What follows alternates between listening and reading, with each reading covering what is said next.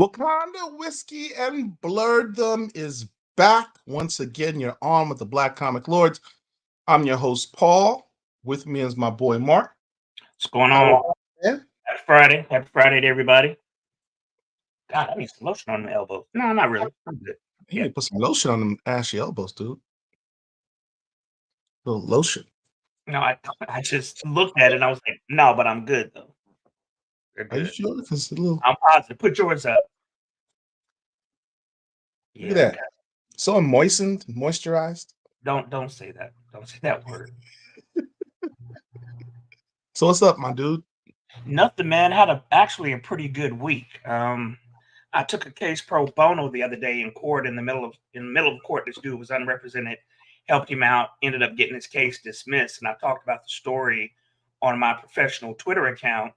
And for some reason, it resonated with people and it got like over 7,000 likes. I'm like, Jesus. Wow.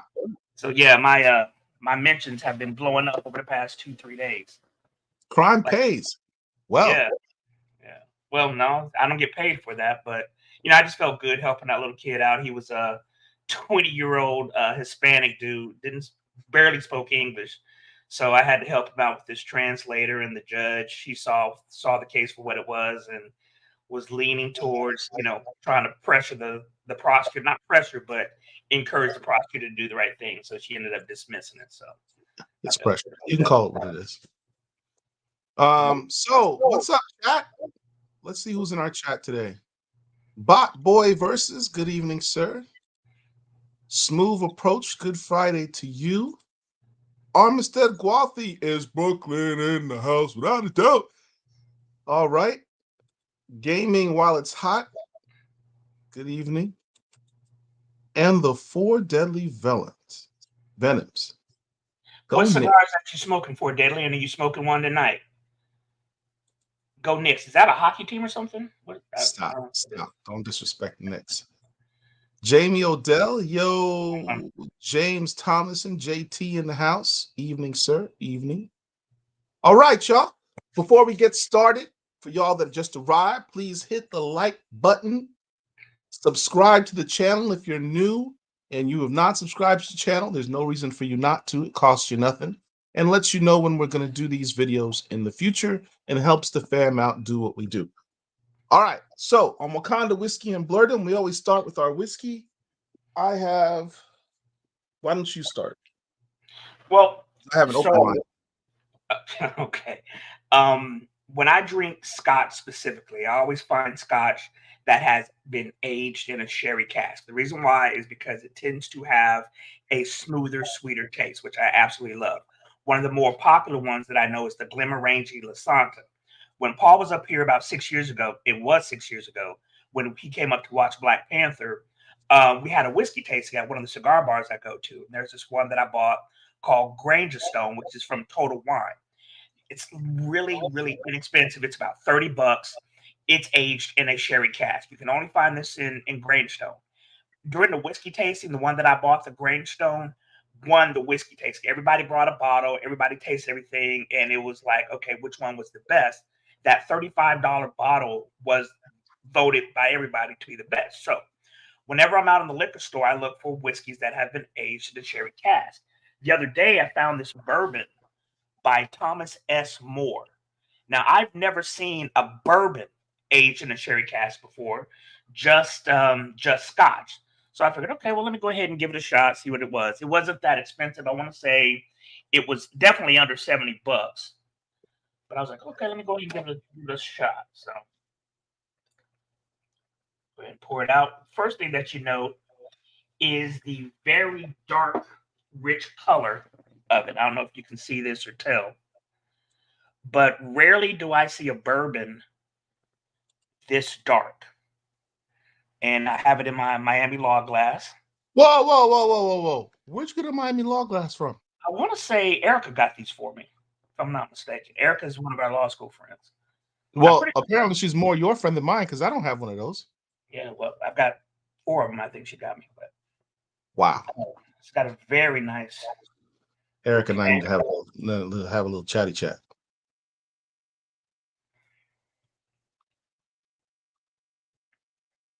Okay, Okay, And this is not bad at all, and especially not for the price point. Yeah. Okay, I like that. I do like not that. bad is not the same thing as good. No, no, no. It's good. It's definitely good. Add me a little ice cube. Let it rest in there for a second. Yeah, I do definitely like that. I like it better than that Fort Mose that I have, and I still have about a quarter bottle left. I will say though, if you get that Fort Mose, shout out to Rav Dupree, my Morehouse nephew. When we had our show, when we first talked about the Fort Mose, he was watching the show live, and his girl got him a bottle, and he's been drinking on it. But you put some Fort Mose with some lemonade, that's some good drinking right there. Sup, Pericles? So my wife did a thing. I came home one day. She had this package, gave it to me, said, "Here, this is for you." Which is unusual. Not used to my wife doing stuff like that. Don't tell her I said that. That probably came out wrong. Anyway, It's recorded, but okay. so she presents me this bottle, Oak You and you froze, Eden. You froze, can't you see it that froze, well. you froze. Okay, there we go. Oak and Eden. I think I've seen And I know you can't see it, but um, it's well. Anyway, let me pull it up here. She had it personalized with my name, so that was kind of cool. It is a bourbon whiskey finished with a cold brew coffee, soaked French oak spire, and it allows you to personalize it with the name of the person who it's for in this section here. And that's what she did. Just out of the blue, wasn't my birthday, no particular reason. She saw it, thought I would like it, and got it for me. My wife's a wonderful woman, and I love her dearly. So anyway, she let could have me done try a lot this. better. What was that? Huh? What did you What? say? No, I was nothing. You being an idiot. All right, that's fine. Um, I do love coffee, and I do love bourbon. It smells delightful. What's the proof on that?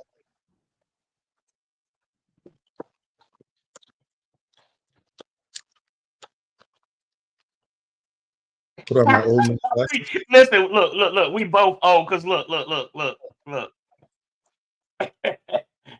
Gotta put my reading specs on too.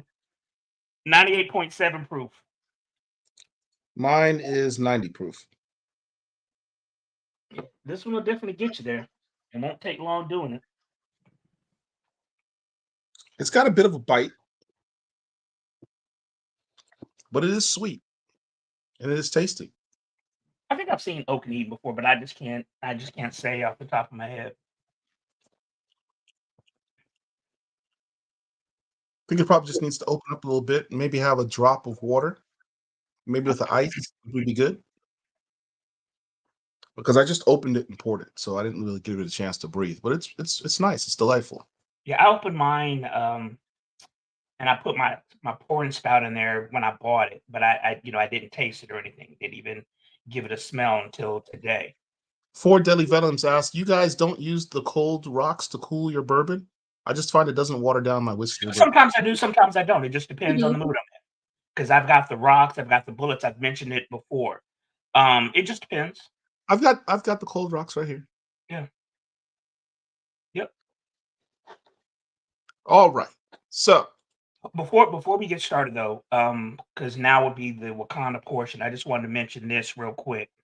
If you see my name on the screen right there, Justice for Roger Fortson. For those who don't know, Roger Fortson was a young black man. He was an airman, a senior airman in E4. For those of you who know about military rankings, he was an E4 in Florida, minding his own business when he got a knock at the door.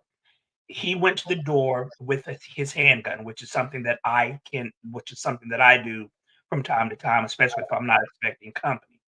And when he opened the door, it was a sheriff's deputy there who went to the wrong fucking house and gunned him down within 1 second. There's video out there of it. I would encourage you not to watch the video because we do not need to glamorize or our death. We know the young man is dead, unfortunately, but the officer, of course, is on paid vacation while they quote unquote investigate. Understand something. If I went to somebody's house, knocked on their door, and shot them within 1 second, my black ass would be in prison right now. So that's why I have the hashtag justice for Roger Fortson, because his family needs closure on this and the perpetrator needs to be punished and prosecuted to the fullest extent of the law. That's one of the reasons also why I'm wearing my Air Force shirt today in commemoration of that young man's life. So that's I can already tell you what the defense is going to be. Oh, I mean, he feared for his life. He saw a gun, despite the fact that Roger had a Second Amendment right to own a gun, especially being an active duty military member. He wasn't violating any laws. So, the defense is going to be bullshit. There's a chance that he may be acquitted if he's even charged. But he needs to go through the process. The justice system needs to have him fingerprinted, arrested, and charged. It's that simple. If I can be sitting on my couch, eating popcorn, watching Netflix, and have an officer come into my house, and that officer's, I don't want to talk about that. Anyway, as Marc says, justice for Roger Fortson. All right, so let's see what the chat's saying here. Jean Grey is switched in reunion. What does that mean? Oh, X-Men 97. He's talking about the episode, I'm sure. From the old season, from the 92 season. I did watch the last episode, but I still don't know what that means. Basically, from the first iteration back in the early 90s, the episode where Jean and Madeline Pryor were swapped, that's probably what he's talking about. Oh, that's the episode she was switched because she was trying to remember where they switched them out. Oh, I get it. Okay. Kaliko says, this ain't a theory. All right. Rest in peace, Roger Fortson. That's right. How many grades has ATL thrown so far? We just got started. Give him a second to warm up. He doesn't even have any liquor in his system yet. Interesting that the military hasn't said anything so far. I did see the story on Air Force Times, but I don't know if there has been an official statement from the United States Air Force. As a vet, it's sad that the military hasn't and will not do anything probably. Sad. There's really nothing that they can do because he was at an off-base housing. This is a civilian matter. Whoever the commander of that base is needs to be all up in the ear of the sheriff and anybody like that. So, frustrated. What's welcome. Up, we haven't even gotten started really yet. So, at least you're here. Yeah. Besides, we're used to being late. It's all right. We're just happy you're here. So, next up in our section is Black Panther. Now, there were no Black Panther issues or Ultimate Black Panther issues or any book with Black Panther that came out this week. Oh, do we want to talk about last Saturday now or later on? Talk about what? Last Saturday. Free Comic Book Day. We'll talk about it later. Okay. We always start with Black Panther first. All right. So, what we have been doing is a retrospective on the Christopher Priest run. And the issue that we're up on to now is issue what, 8? Yep. I didn't even load it. I apologize. Give me 1 second. This is issue 8 right here. This is during the Priest run. This is volume 3 of Black Panther. We honestly, we should have read 2 for tonight, honestly. Well, there's a lot of other stuff we got to talk about. So, but this is part of the Enemy of the State storyline that started. It's the beginning of that. But in this storyline, basically, T'Challa is in New York at the invitation of the White House. There was a event, a soiree in his honor and behalf. One of his old college friends, who is now a U.S. senator, invited pretty much all of Black New York to the venue because on the inside, the only Black folks there were Black Panther, that senator, and I think the wait staff. And the senator recognized that, look, we're not being represented. So let me go ahead and call the peeps out here. And they came in force. And at the beginning of the book, it says the crowd was estimated 100,000 people standing outside the venue to see this king of a foreign nation.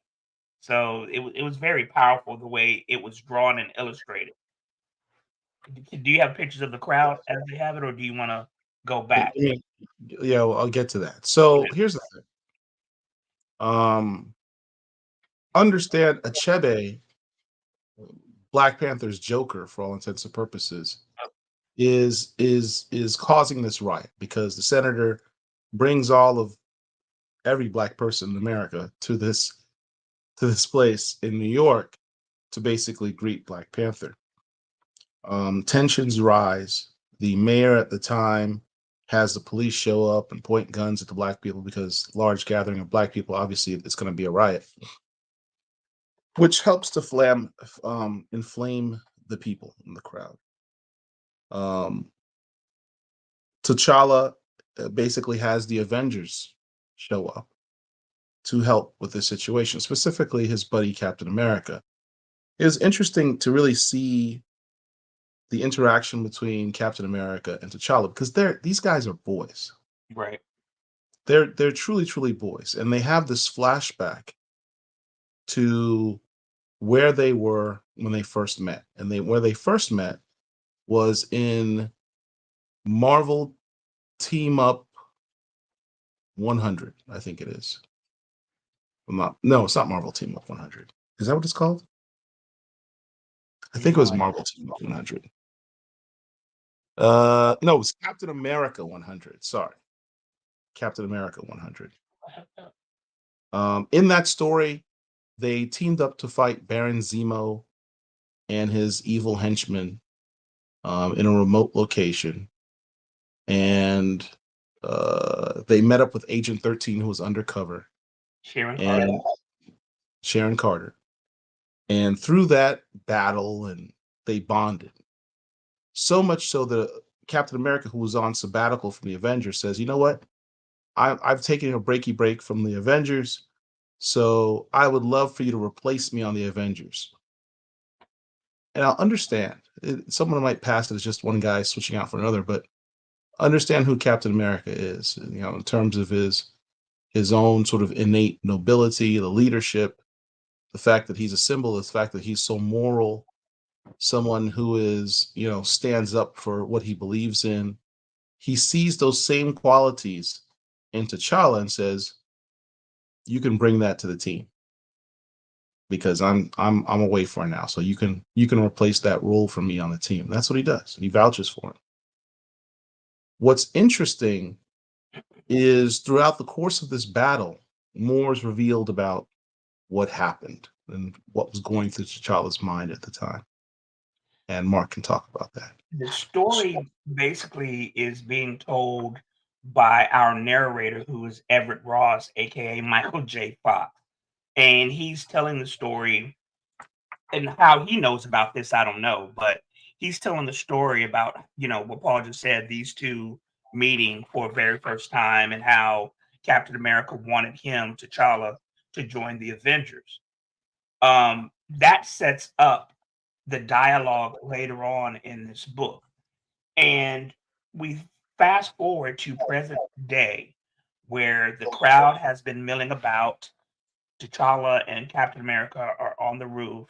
They're communicating with that senator. I think his name, I almost said Jeffries. What's the senator's name? It's like Rakeem or something. Hakeem something. And that's why I said Jeffries, because of Senator Rakeem.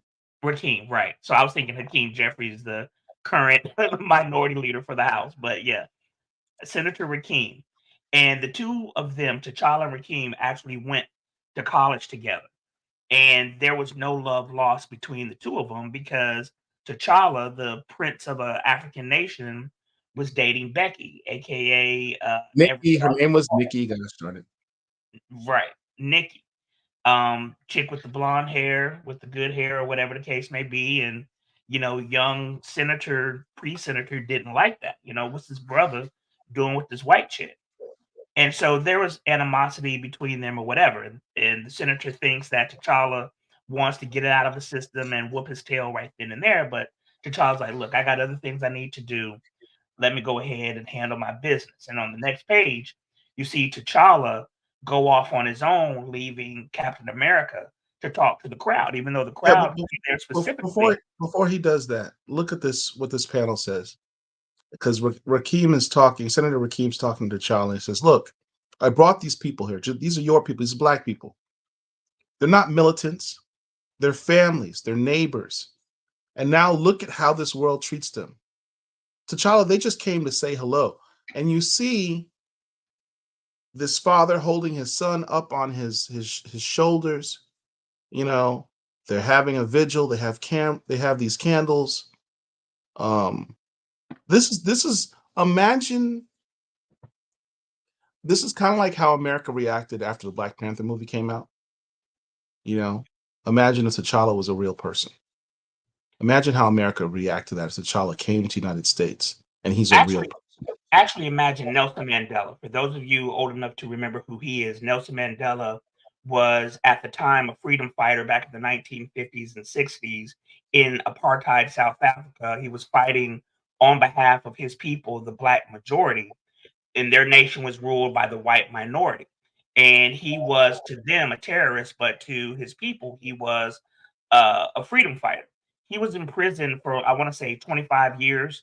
Upon release of his release, he became the president of the nation. So he was a well beloved, well regarded, well world figure. And he went on a goodwill tour at some point and ended up here in America. So just imagine somebody of that magnitude coming to America, literally coming to America. And these people, these New Yorkers showed up specifically to see T'Challa. And T'Challa's like, yeah, look, I got something else to do. Steve or Captain America, you go ahead and talk to them. And Cap is like, wait, what? And so, Captain America shows up and T'Challa's there and like, T'Challa's like, I got stuff to do. Cap, go deal with the crowd. And Cap's immediate reaction is T'Challa, I can't because he sees like a sea of black people and he's like, they're here for you. They're not really here for me.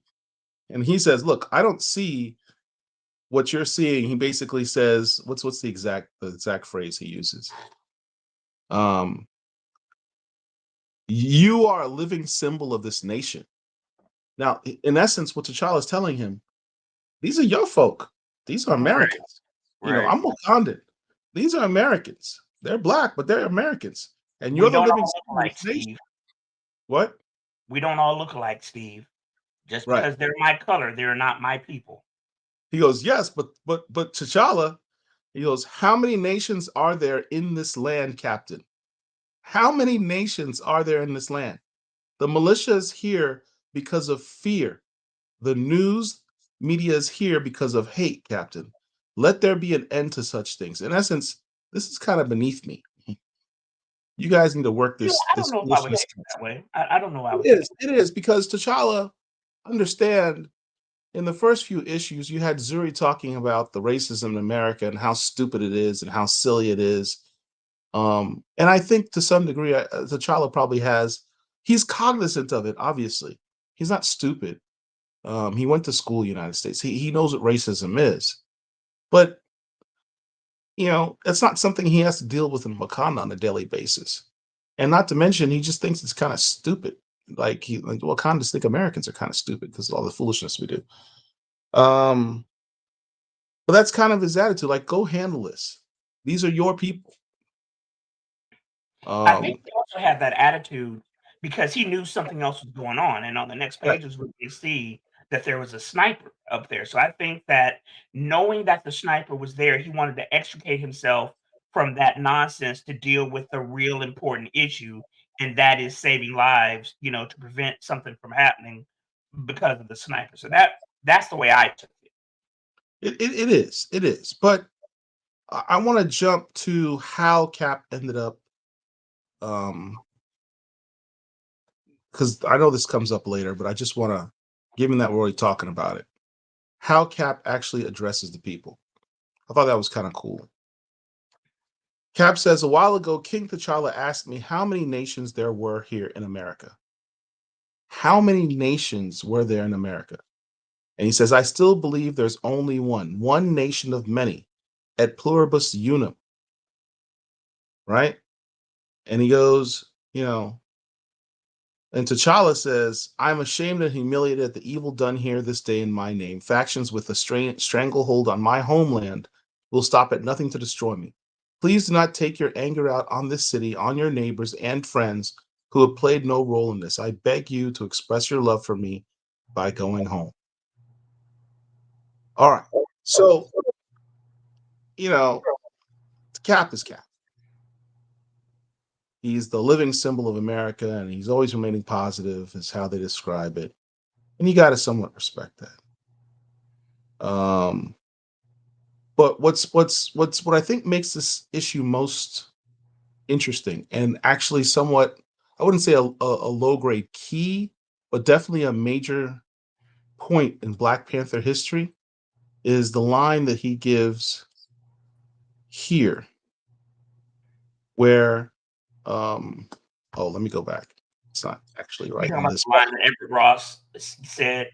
No. When he's talking to Achebe,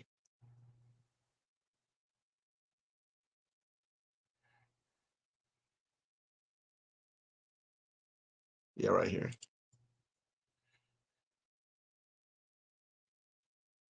So he's having this entire conversation with his arch nemesis Achebe, AKA Black Joker. Black Joker, because Wakandan Joker. The thing with Achebe, his superpower is his ability to get into T'Challa's head. He plays mind games to T'Challa. He takes his thoughts and his fears, and he manages to twist it and weaponize them. Not that it's like an actual superpower. He's just really talented in that regard. But before you go to that, though, right there on the left panel, that's Monica Lynn. That is T'Challa's true love, as far as I'm concerned. During the McGregor run, during Jungle Action specifically, Monica Lynn was all over that book. That was who T'Challa fell in love with. He was here in America for several issues. I want to say in New Orleans. If I'm not, no, was it Atlanta? It was either Atlanta or New Orleans, maybe Atlanta, where he was dealing with Monica Lynn, being with her family, and all this other type of stuff. And so he actually planned to marry her. He announced Monica to his nation as their future queen. At some point, they break up. I don't remember when. We'll go back and read some of these books and figure out when. But they broke up. Well, Achebe has kidnapped her, taken over her body through an exosuit, and forced Monica Lynn to shoot into the crowd to be a threat. Not only did he do that, but he strapped about 4 sticks of C4 to her body to basically blow her up. And so that's some literal Joker level type shenanigans. So yeah, but go ahead. So listen to what Achebe says to him. This is actually a really great period of this little piece of exposition that Priest writes in here. He goes, this is Achebe talking to T'Challa. Many of your people have asked why Ukat stands for Ukatana, which is like kitty cat, Wakanda, I guess. Why you left your throne to join the American heroes. Why, in every photograph, these Avengers have the king of the realm standing in the back. They do not even honor you by addressing you as king. And he's like, I hardly owe answers to the usurper of my rightful throne. But the Avengers are my friends, among whom there can be no issues of protocol. And as for why, it seemed the prudent and reasonable thing to do. But then he goes one step further. And he says, and this is the most devastating line in Avengers history between T'Challa and the Avengers. Accepting their invitation afforded me the chance to thoroughly investigate their claims. And Firestar, who's listening in on this conversation, says, Everybody is. All of the Avengers are. It's he's an like, open did mic. Black Panther just say what I think he said? And it comes up later on when everything's done and the bad guy is defeated. they approach him again. Say, hey, T'Challa, buddy, pal. Remember that thing you said to that was amazing. That was a great bluff. Telling that Achebi guy that you only joined the Avengers to spy on them. You said he's like, bluff? I'm the Black Panther. I don't bluff. You I meant said that. you thought the Avengers might be a threat, so you joined to investigate them. Or maybe I misheard you. Then Cap says, did she? Did we all mishear you? T'Challa says, no, you did not. So That that shook the Avengers to the core. yeah. So this is this is the end, obviously, of this issue. But there were two things that I wanted to take away from this book going backwards. One of the things Everett Ross was saying was about who are these Avengers. Nobody elected them, nobody appointed them. They're very powerful. They can level a city street, and there are no regulations over them. And that specifically reminded me of Captain America: Civil War and the Sokovia Accords, because that was the whole issue, is that a whole bunch, specifically Wakandans, died when Scarlet Witch inadvertently, sent a bad guy up near this room, and it blew up, killing several Wakandans and several civilians. And that's what got the whole Sokovia Accords going, along with what happened in the Age of Ultron, is that they were so powerful, they were unregulated, and there needed to be fail safes put on the Avengers. That's why everything went Civil War. Everybody who agreed with Iron Man for regulation went with him. Everybody who was against it went with Captain America. And Everett Ross really talks about that. Also, he talks about how Captain America and T'Challa were like brothers up to this point. And it just reminds me of the previous volume by He Who Shall Not Be Named, having them interact with each other like they were mortal enemies. Those two individuals would not have not never ever acted that way towards each other. And this issue sort of reemphasizes that. Now I understand a lot of stuff has happened in intervening 20 years since this came out, but it has always been canon that Steve Rogers and T'Challa, son of T'Chaka, were friends, or more than friends. They were like brothers. And so what was done to their relationship during the most, not the most recent, but the run before this one, was so offensive to me as a reader and fan of those characters. So Yeah, yeah. Let's check out the chat. The chat has been on fire. Y'all have been talking your own thing as we've been going over through this book. Oswald Ray says, how many videos have you seen where white men attack cops and still get arrested? yeah, we see that all the time. White men are known to be a threat, having killed multiple individuals, yet they are arrested. But time after time after time again, we see unarmed black people minding their business, doing nothing illegal, gunned down. It gets so very tiresome and frustrating. But one of the positive things that I will say is that over the past 5 to 8 years, we've seen more cops being held accountable going through the justice system. Now, whether they're convicted or not, it's hit or miss, but at least they're having to face justice. It's one thing if you kill a black person and like, oh, okay, well, you did right and nothing happens. But more and more prosecutors are taking those cases to grand juries, having them indicted, and having them face 12 men and women of their peers. So that's at least something somewhat positive, despite the loss of life about it. Let's see. Calico LaShawn Anthony says there's two genes in that episode. So he's talking about X-Men 97. Yeah, he is. There's a lot of talk about X-Men 97. We're going to get to it. I promise everyone. We're not going to not talk about X-Men 97.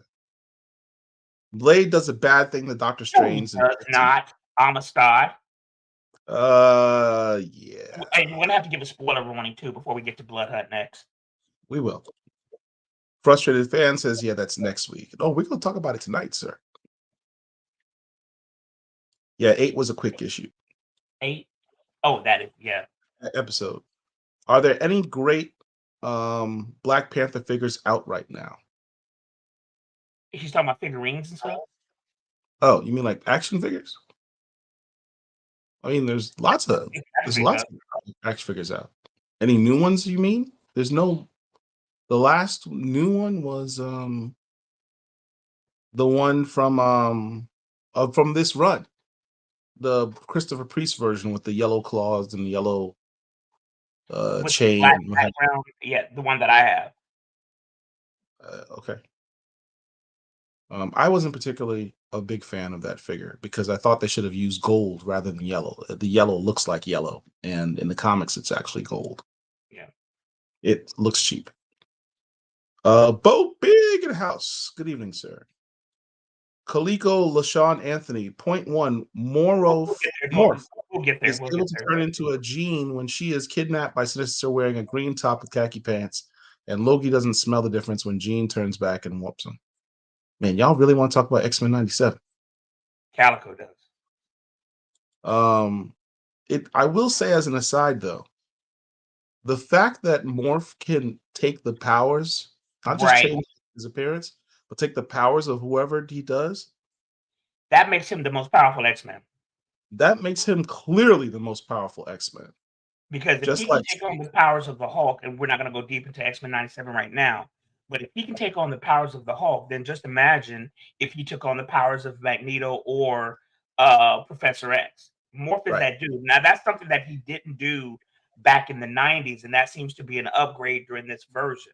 But that's That's purely cool. for the animation. It's not in the comics at all. No, we know that, but what I don't even remember more from the comics. But what I'm saying is during the 90s TV show, I don't recall Morph ever exhibiting the powers of whoever he imitated. No, he did not. He just looked like them, He you just know? looked like Right. Because like a couple episodes ago when Quicksilver showed up, I'm like, wait, where the hell did he come from? Only to discover that that was Morph. And I'm like, oh, Vagrant Talks. We don't have to imagine. Look what California did when the Black Panthers legally bore arms. right. And the governor at that time was Ronald Reagan. Ronald The NRA actually supported gun legislation at that time when you colored folks started brandishing firearms, and that's the only time in the history of that organization where they tried to legislate and regulate gun ownership. When you colored folks started getting it, if you do not have a concealed carry in your jurisdiction, if you're allowed to, I would encourage you to do so. I would encourage you to purchase and train with it. So that's my 2 cents. That was called what? The McGinley Act or something like that? I don't remember the name of the act, but I just know that around 65, 66, somewhere like that No. is when it happened, when Reagan was the governor. Remember what happened to Patrice Lumumba? Why do I know that name? He was the president of Nigeria or something? No. He was killed by cops. Wait, what? He was killed by cops. Yeah, I don't remember him. Point two. After some time in the Savage, we're still on X-Men We're 97. not Calico, we'll get there. Relax. But just move on, Paul. We'll get there. We're not talking about that right now. Captain America in 2024 is unrealistic. Are you Well, talking about the idea of Captain America, or are you talking about the specific book? that's a good question. What do you mean by that? Someone who stands up for what America stands for. It's supposed to stand for. It was what's America supposed to stand for. But Correct. you gotta understand, you're talking about a 90-something-year-old dude who's idealistic and was raised during a certain time, and those values are not gonna leave him just because he's in modern times. So, although I I think do understand your point, Azil, if you're talking about Steve Rogers Captain America and not Sam Wilson Captain America or anybody else, there's only one I Captain America, Steve Rogers. oh, okay, hater. I am. Yep, I know. Make Falcon great again. Here's the thing. From the perspective of someone who's highly idealistic in Steve Rogers, who believes in the greater good, who believes in the ideal of what America could be, I would truly question how he would feel about what we're at today in the real Oh, world. you already know. You already know. I mean, we've got We've got 60 years of history of Steve Rogers, and to a person, every writer who's handled Steve Rogers knows that he is the ideal quote unquote American. He believes in truth, justice for everybody, regardless of your sexuality, gender identity, race, religion. He knows if he existed right now, he would be absolutely mortified at the division in this country due to a certain group of individuals. So we know who he is Yeah. as a person, and that's what makes what that previous writer on the Black Panther did so unrealistic. Now that was unrealistic because that's not who that character is. I don't know how he'd look at the Trump situation because that's kind of crazy. I do. Come on, Point come on. three, Sinister No, lets the no, no, clone. no. Move on, move on, move on, move on, move on. We're not doing any more X-Men stuff. We'll get No, to not X-Men. now. Captain America was never unrealistic. I think he was. Well, I mean, when you think about it, a guy turning into a 8 foot, 900 pound rage monster is not realistic. I mean, It's it's comics. comic books, It's comic you know. books. In the 1970s, T'Challa was always Oh, treated as Negro. I There don't is know some that I truth to agree that. with that. That's kind of what Christopher Priest was talking about when he said, "Look, they always had you in the back in all those Avengers pictures. Why is that?" I would That's have to go Christopher through. Priest's commentary on that very point. I would have to go through and look at the Avengers books to see if I agree with that assessment. So He was often in the back. That is true. I don't know that I would agree with that. I would have to look and see. When X-Men arrive in Savage Land are Dude, captured next, by Magneto, next, next, next, next, next. No, we'll come back to the Avengers stuff, the X-Men stuff. The whole beef with the Avengers was that they weren't controlled by a bipartisan legislature. Superheroes in general were considered rogue. yeah, and in Avengers in the 1970s and 80s, that's why Henry Peter Gyrich was appointed over them to try to reel them in and regulate them. That's Let me, somebody who I actually wouldn't mind seeing live action, to be quite let, let frank. me let me ask you a question, Mark. In the Civil War, Book or movies? hold on, let me get there. Um, you're an attorney like me, so you understand the law and the realities of how it works. Um, in the Civil War comic book, Okay. which side were you on? Team Cap or Team Team Cap, Iron Man? Team Cap, Team Cap. All day It's Team funny because I would love to say I'm Team Cap, but the pragmatist in me and the believes that I would actually be Team Iron Man. I Because mean, when I think, let me hear me out. go ahead, I see. What if superheroes really existed, right? And these are people that literally cross borders whenever they feel like it, impose their will on whatever country they want, fighting quote unquote crime. But what's considered a crime in one country may not be the same in another, you know? And they have no governorship. They answer to no one. They can literally do whatever they want, wreck a place, and not have to answer for it. But here's the main issue of the whole Civil War storyline. For those who don't know and may only know the Civil War comic, the Civil War movie, the Civil War movie got its title from the Civil War comic book cross-issue storyline around 2005, I think it was. Whenever it was, basically the issue was there was an event that happened that caused a lot of death. So a lot of death of children. So people were up in arms and they wanted superheroes regulated.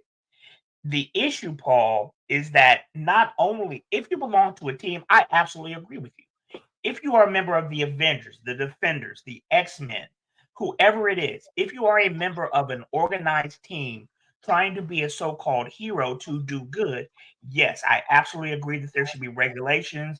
I think that there should be perhaps UN oversight because if you're based in America, you shouldn't necessarily be able to go into Syria, a sovereign nation, and invade their borders and their autonomy. The issue with these in the Civil War comic book is not only that, it's that if you wake up at 13, 14 years old and you suddenly display powers, you are automatically relegated or required rather to register with the United States government your power set. I disagreed with that. And that's what Steve Rogers disagreed with, right? Yeah. I may not want to do anything other than go to work, go to the strip club, come home. Why should the US government know who I am and what my power set is, unless I plan to use it for the so-called general good. You So made a good point. I actually forgot about the part that there was a superhero registration act. yes, I actually yes, that forgot was about the that. main thing. That was the whole reason for the Civil War, is because the United States government, under with Tony leading the bandwagon, is that if you have any type of power, be it be it born with it, bitten by a radiated spider, be it falling into a vat of acid, and you now have powers, the government wants to know who you are and what your power set is. Well, as we've seen here in real life America, not everybody in government is going to have the best interest of the country at heart. So I absolutely was Team Cap. Hmm. I think lawsuits would ultimately govern that they'd have to be some type of registration done. No, because you are an individual, right? You have a right to privacy. Yes, but masked individuals going running amok, being That's exactly why I said vigilantes. Being if you are a member vigilantes, of a if you are vigilantism a is not member of a legal. group, if you are a member of a group, that I said that from the outset. If you are a member of a group like the Avengers, like the Defenders, I said that. Yes, Mhm. that makes sense to have those people registered to know who they are, what their powers are, etc. Yes, I agree with that. But I, as an individual, What about the Hulk or the Sentry? same thing. They're part of a group. No, well, the Sentry is not necessarily part of a group. He can do things on his own. Century worked hand in hand with the Avengers many times, so he was part of the Avengers. Okay, what if he's not a part of the Avengers? If he's not part of the Avengers, if you plan on donning spandex or a mask, going out there to do stuff on behalf of the public, yes. But if you just, as I said, want to go to work, go to the strip club, go home, then absolutely not. It's not anyone's business. I don't understand what the difference is between a person who's superpowered and decides to do it on his own, like Spider-Man, versus a group of people that said we're going to collectively come together and use our powers to fight crime. Spider-Man is a vigilante. Spider-Man, Punisher, Daredevil, and a Cloak and Dagger, a whole host of others. That is their main mission, is to help others. It's admirable. It's noble. Not everybody who has powers is going to do that. So Avengers are not vigilantes? Yes, they are. They are a collective vigilante group. Yes, they are. Well, But understand, vigilantism is illegal.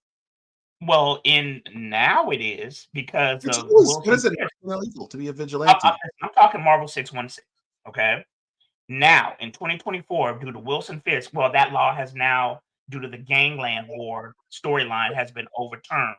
But being a vigilante, it was accepted because these people are working for the greater good. Understand that not everybody with powers is going to try to work for the greater good. They want to just go to work, live their lives, and not be part of an organization or not do anything. If it is your goal, like Spider-Man, to try to routinely help people, then yes, you should be registered. But if it is not, then no, absolutely not. Team Hmm. Cap all day. All right. All right. I hear you. I hear you talking. All right. So let's get into some more. We had a lot of comments since we've been talking. I apologize, you all. I didn't mean to ignore your comments. Um, Dothver says greetings. What's up? JT says agree. That was my problem with Run. No one acted like themselves, and really, Don't say that word. Don't say that word. we don't talk That about R that. word. But yes, you're absolutely correct, James. Hit that like button, everyone. We need to get our likes up. No one's hitting the likes. Why isn't anybody hitting the like button? Hitting the like button. It literally costs you guys nothing. You're looking at us on the screen. There's the like button. Just hit it right there. Point five. No, no, Wow. no, no. Calco won't let it go. We'll get to X-Men. Bo Big with the first super chat. Thank you, sir. And I'll try to find the super chat video, but I can't find it. It's somewhere around here. It is here. Thank you.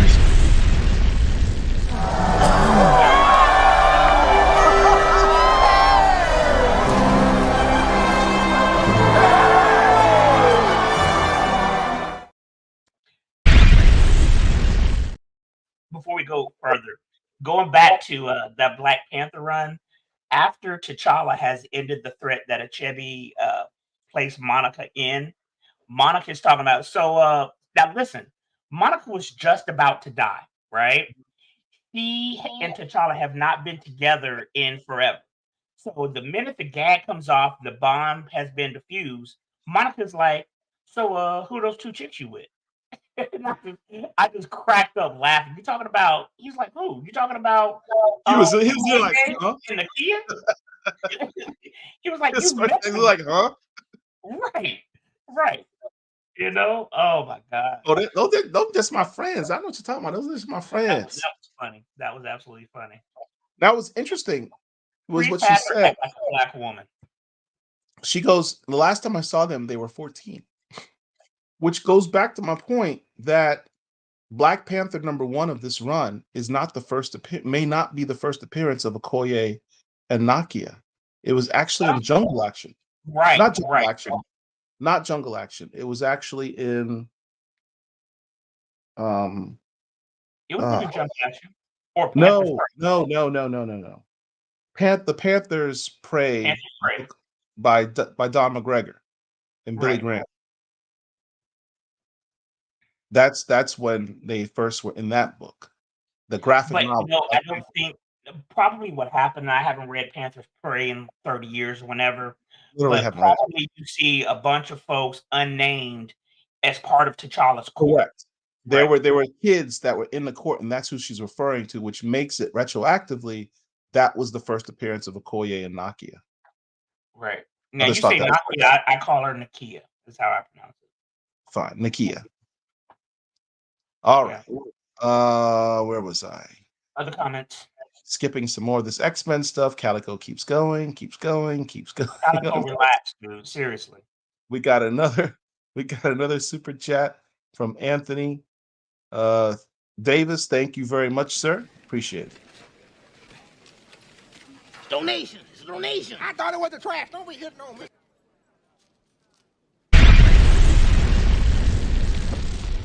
Thank you.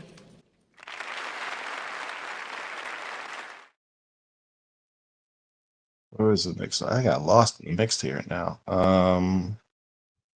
Pericles says Morph can imitate physical abilities. Any other type of power, he's SOL. Actually, no, he can.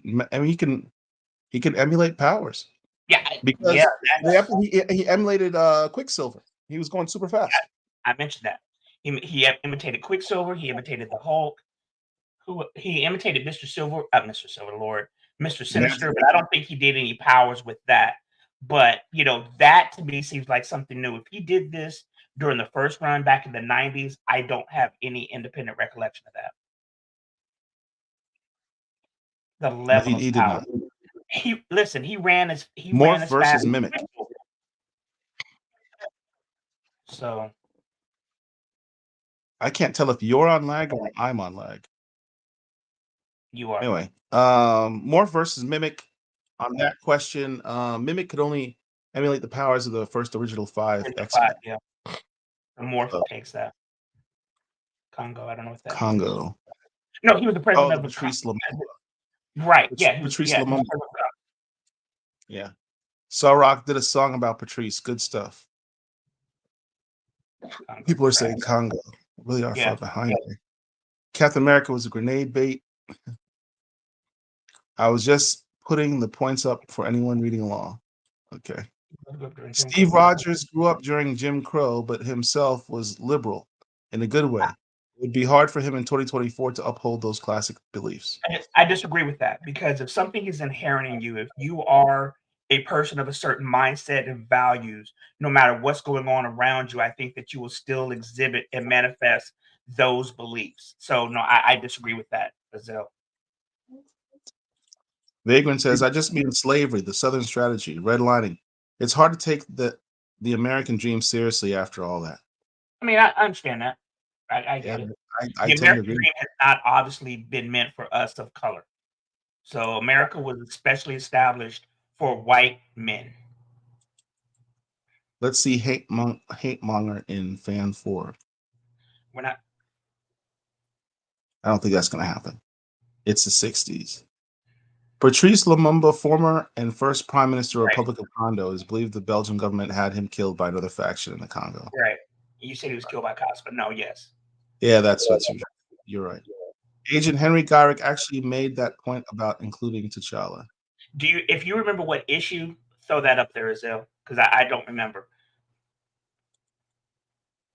I have a lot of those 70s and 80s runs.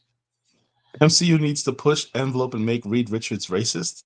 Oop, not even talking about Fantastic Four yet. I don't. Okay, we're just someone else is drinking whiskey along. Apparently, I think we'll be getting Coogler's T'Challa reclaims. Oh God, no. No. I can tell you that will not be getting my money.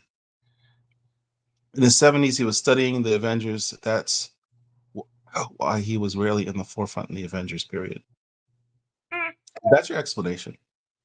But see, like I said, I don't know that he wasn't in the forefront. He was an integral part of the Avengers teams when he was on there. So I don't know if I agree with that assessment that he was just always in the back or whatever. So, yeah. He was often in the back. I don't know if I would say that. Calico woke up this morning and chose violence.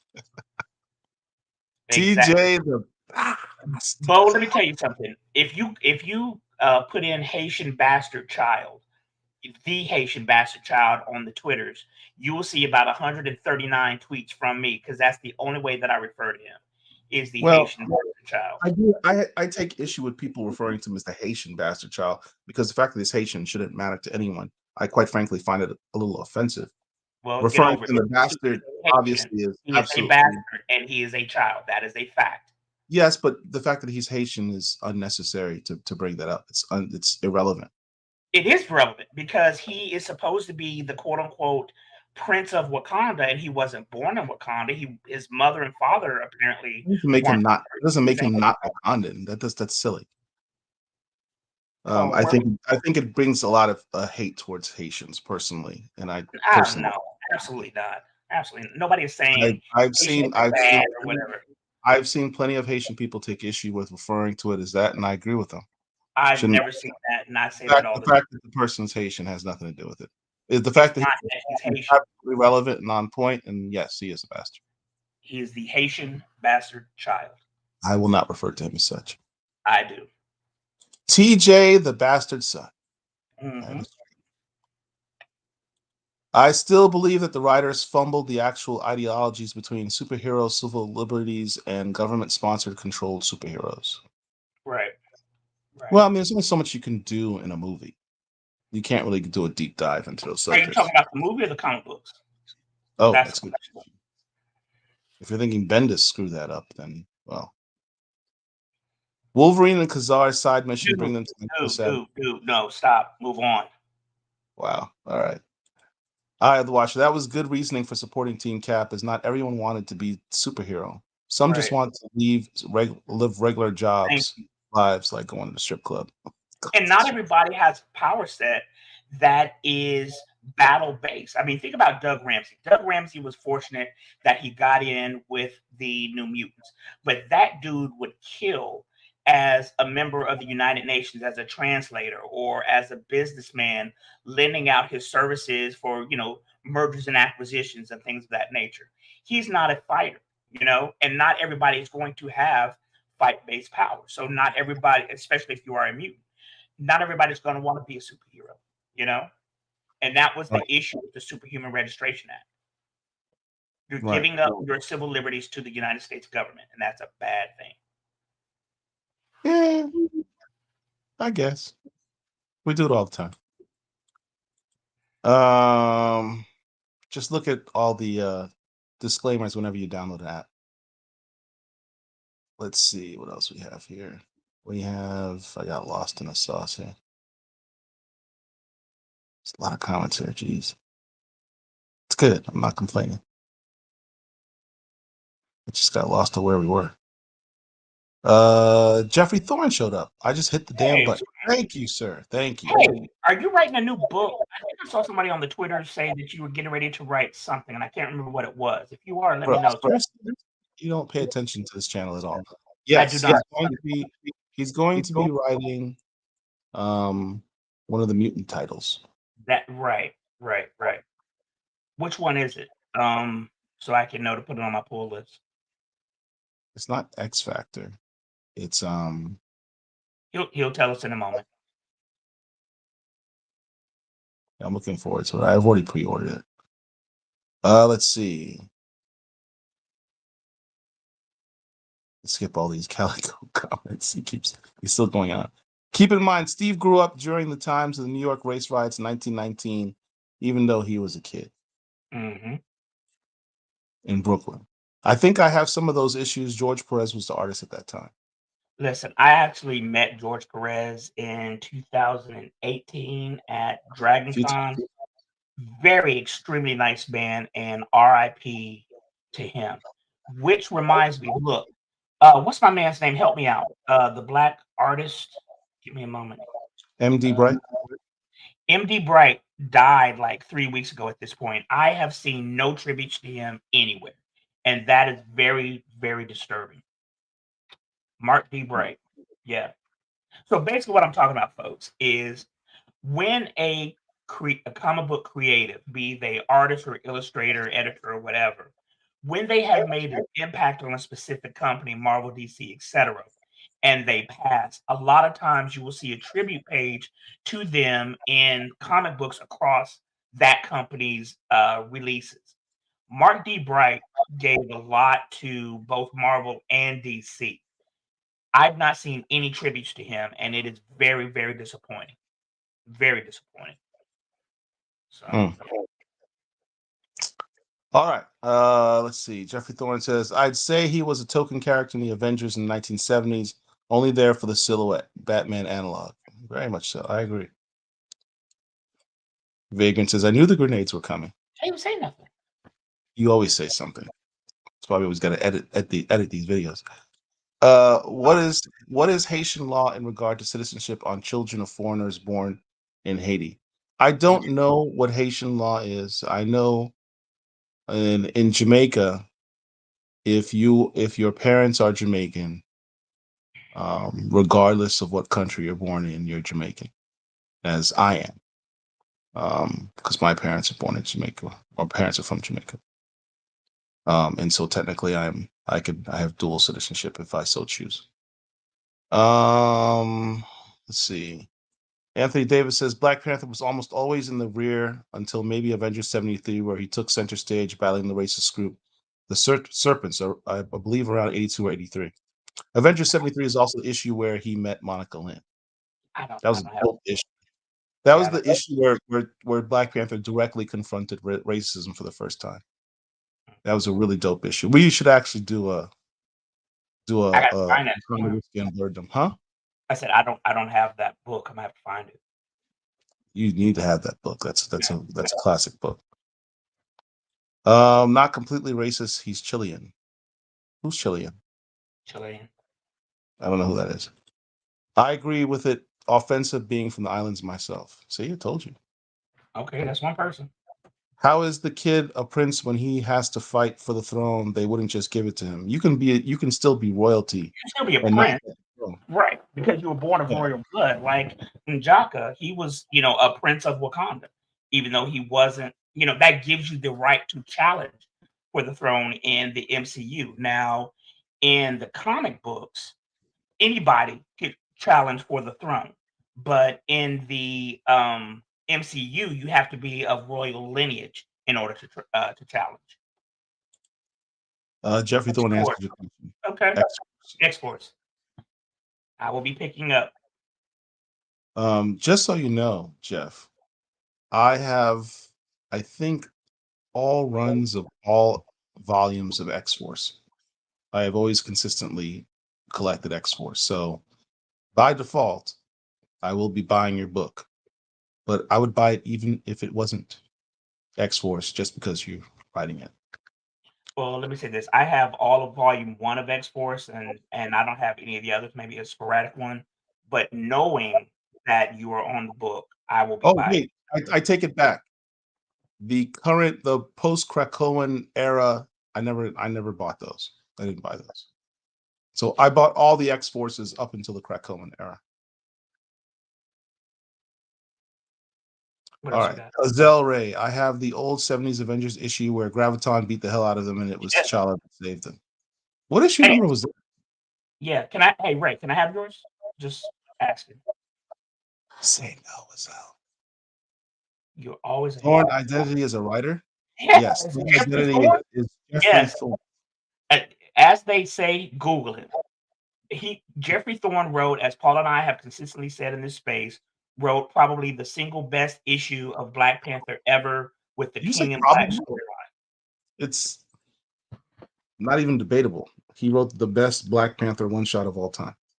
Yeah. I would challenge anyone to say otherwise.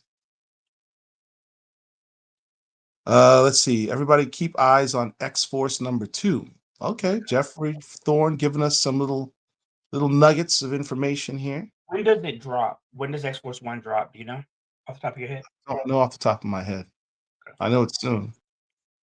That's how what's AOS? Age of Sinister started, just being a dad. Age of Sinister? I don't know. I don't know what AOS stands for. I don't know. Rest in peace, MD Bright. I'm still bitter about that. Yeah, funny how them Green Lantern fans didn't make a deal over Mr. Exactly.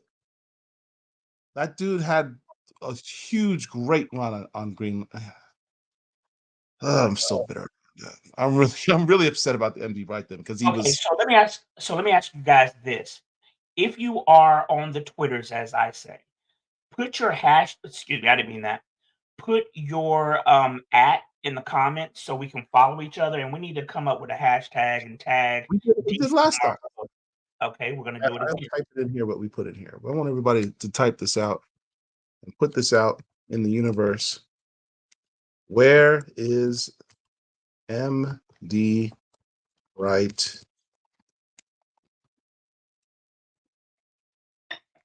I can't type tribute.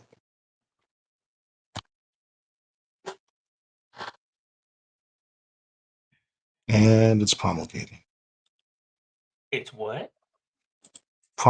It's too big a word for you. I know. No, All right. So where is MD Bright tribute? I want everyone to hashtag that out on their social medias. for both Marvel and DC. This is a man who's worked for Marvel, for DC, for Image, for Milestone, for Acclaim Comics. This is the man that whose artwork is what led to me going down the path of getting into superhero comics. Literally.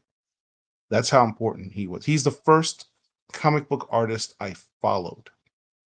And I didn't even know at the time that he was Black. I didn't find that out until later. This guy's been a part of my comic book journey for almost as long as I remember.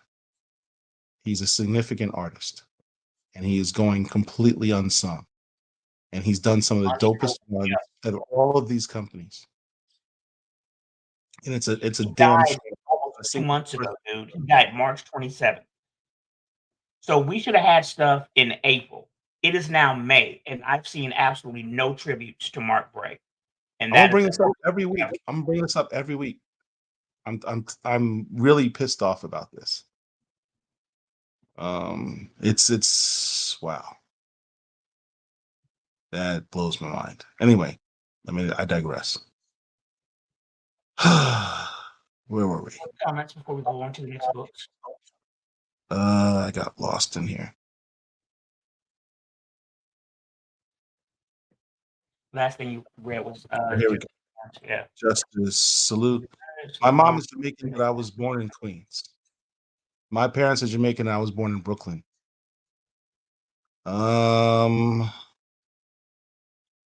Haiti changed the world, overthrowing Napoleon. Yep. Everybody is allowed to be offended except Africans. When African Americans are offended, it's called playing the race card. Mhm. Oh, Herschel's in the house, so you know this is going to be interesting. Why are we surprised of how Marvel and DC has treated Black artist Marc Bright? Look at how they treat T'Challa and other amazing Black characters. We as the Black comic community just need to, I guess, do it. He Accidentally hit send. They'll know. Hey, bro, I had to ask. Oh, Thorn Identity, Jeffrey Thorn with the $10 super chat. This is an all new, different X Force, not a kill squad. They're not killing nobody? No bodies? They're not murking nobody? Jeff? All right. That's different. I'm used to the violence. I Jeffrey can't Thorn. tell you the last time I picked up an X-Force book. It's been a while. Matter of fact, let me tell you. But Go thank ahead. you for that.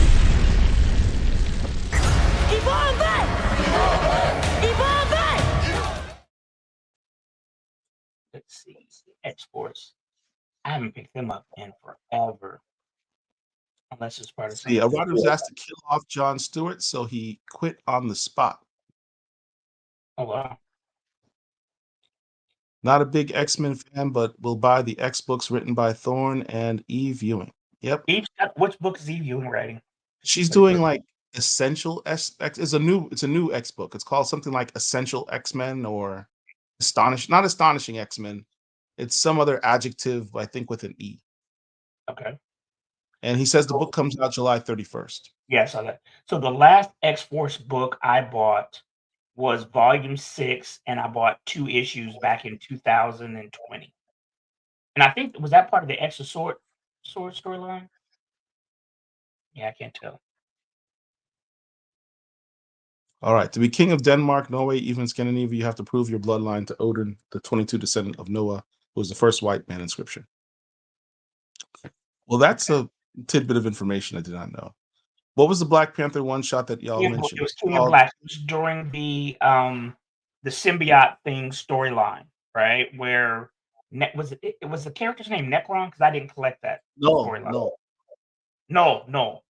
So basically, the symbiotes like Venom come from this space god dude, and he came down to Earth and was. Why does everybody attack Earth? There are billions and trillions of other planets.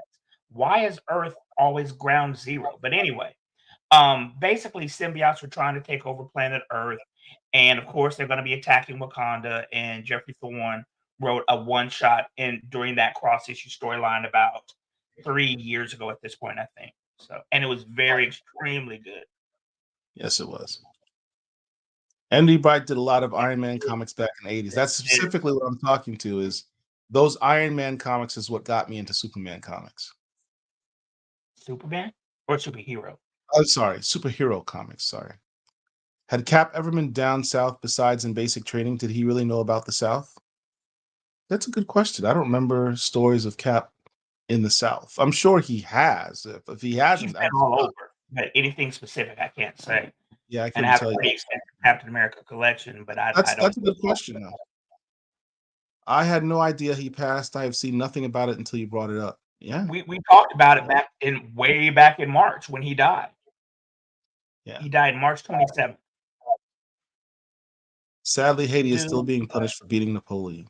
I'm gonna tell you something. To go off on a tangent, and I mentioned this before about 2 months ago. There's a book by Michael Harriot, Harriott, and I think the title is Black AF History and Unwhitewashed History. In that book, Michael Harriot, who is a brilliant writer and a good follow on the Twitters, discusses he has a chapter about what happened in Haiti. Paul, if you would please, if you could pull up a picture of that book so people can see what I'm talking about. I would encourage you guys to what's it called? Just put in Michael Harriot, Harriott.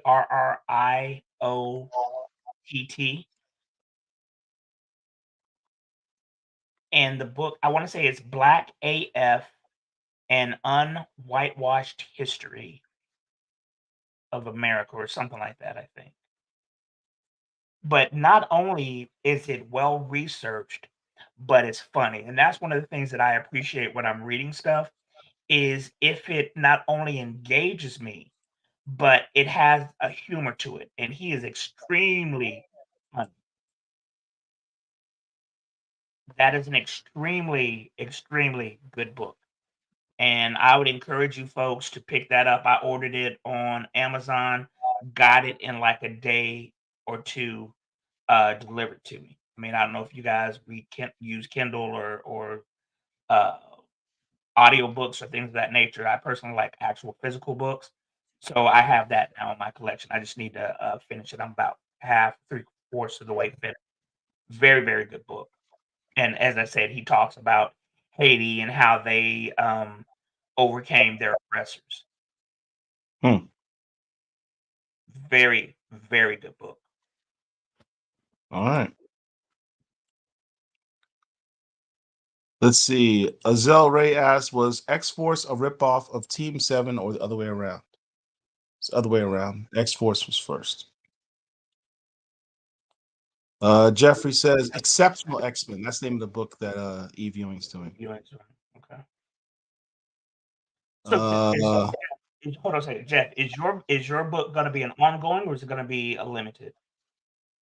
I think it's an ongoing. But the thing with, there was an announcement Marvel made recently where they said, if I'm not mistaken, all quote unquote ongoing books will now only be 10 issues. I don't like that. That's the new paradigm. Why 10 issues?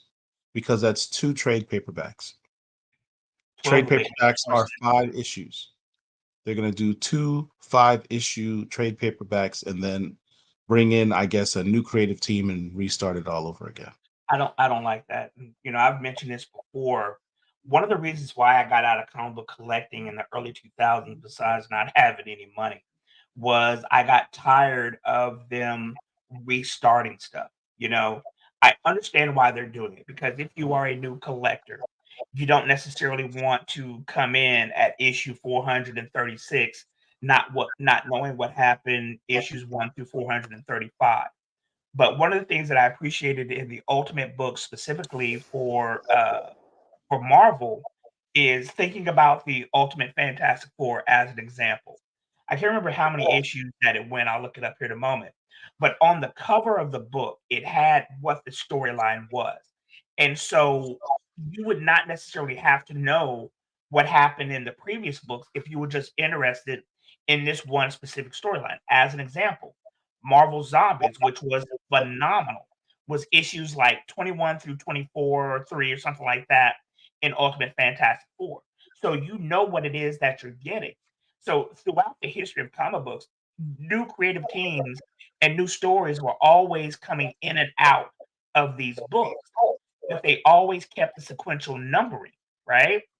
I personally, as a fan and a collector, don't like how they're constantly restarting stuff. I just wish that they would continue the one through whatever number and stop having all these damn volumes. So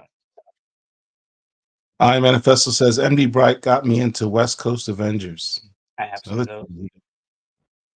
I want to say he was on that 4-issue Falcons run back in the 80s that Priest wrote, if I'm not mistaken. I believe you might be accurate.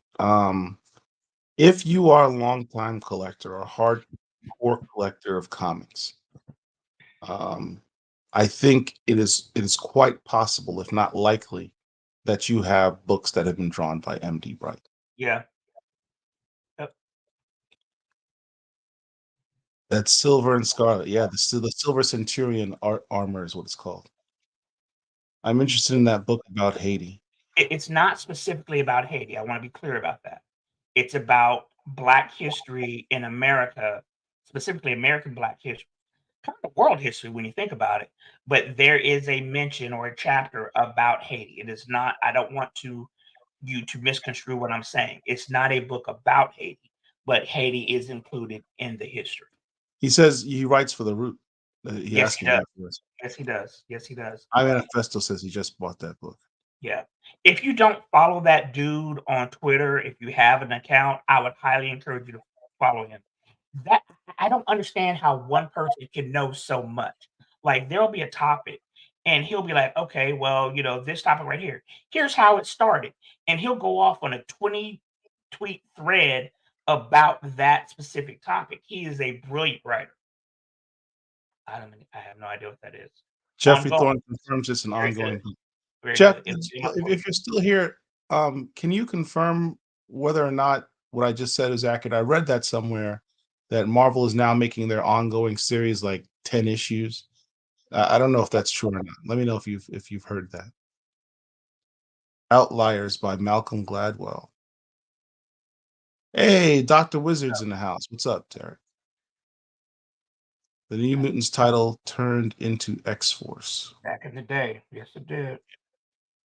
Oh, wow. Still X-Men stuff. The Gullah Seminole Wars in a non-talked about war that took place in America between runaway and freed slaves who joined forces with Seminole Indians and fought the American Army for decades. He mentions that. Michael Harriot talks about that. Oh, wow. Okay. It's Sounds like a pretty... guys. It is, if you're interested in history and you want to laugh, pick up that book. Have to check this out. It is ultimately said by Lincoln that there is no doubt I need to free the slaves or America will fall because of the Gullah Seminole Wars. Huh.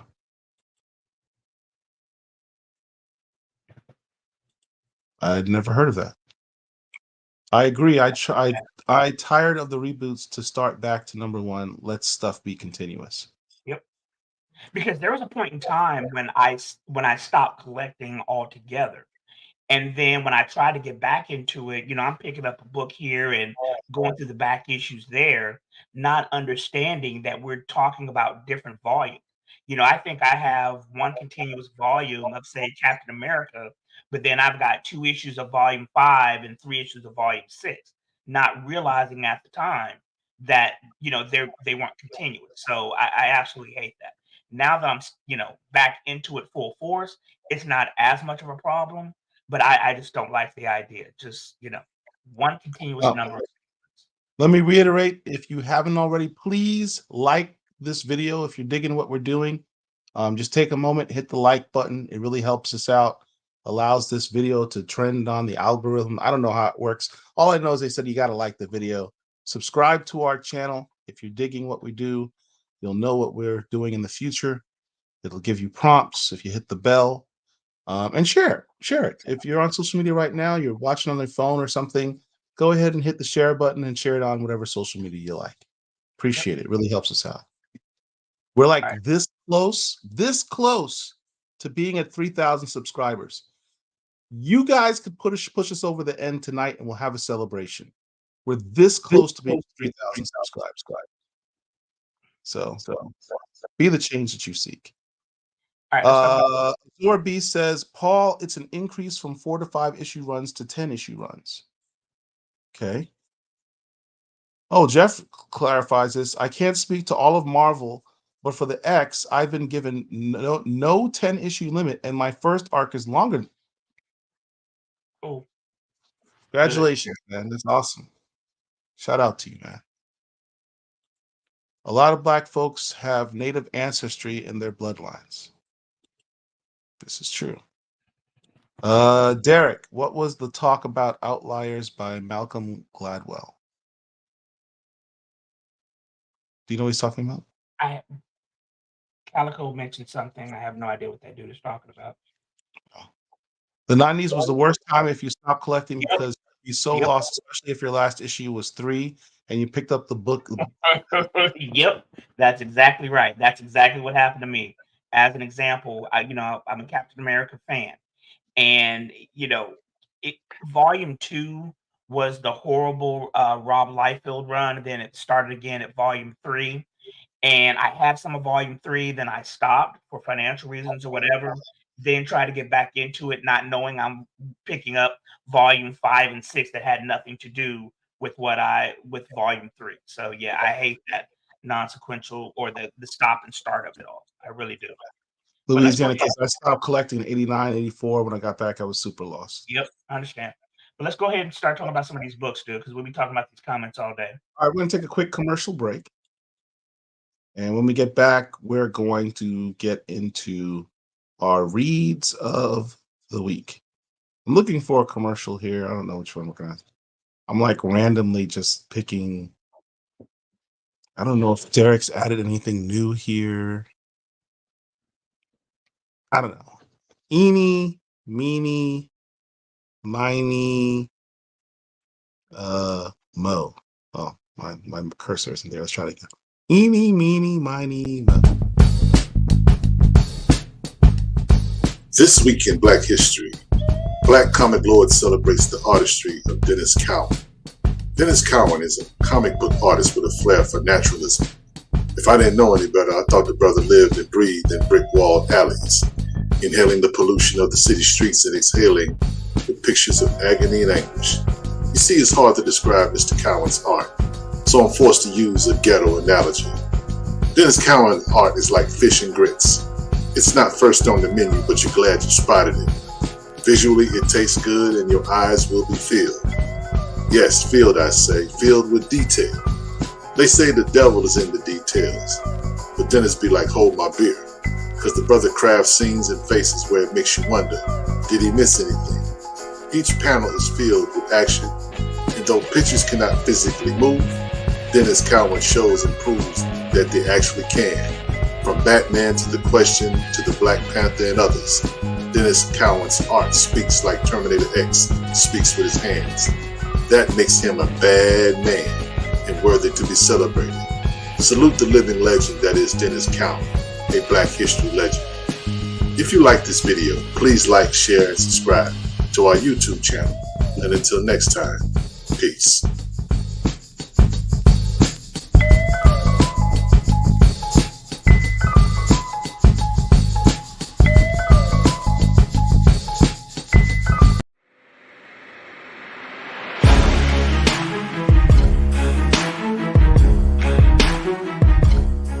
This is Derek Harrison of Black Comic Lords, and I'm here with Greg Burnham.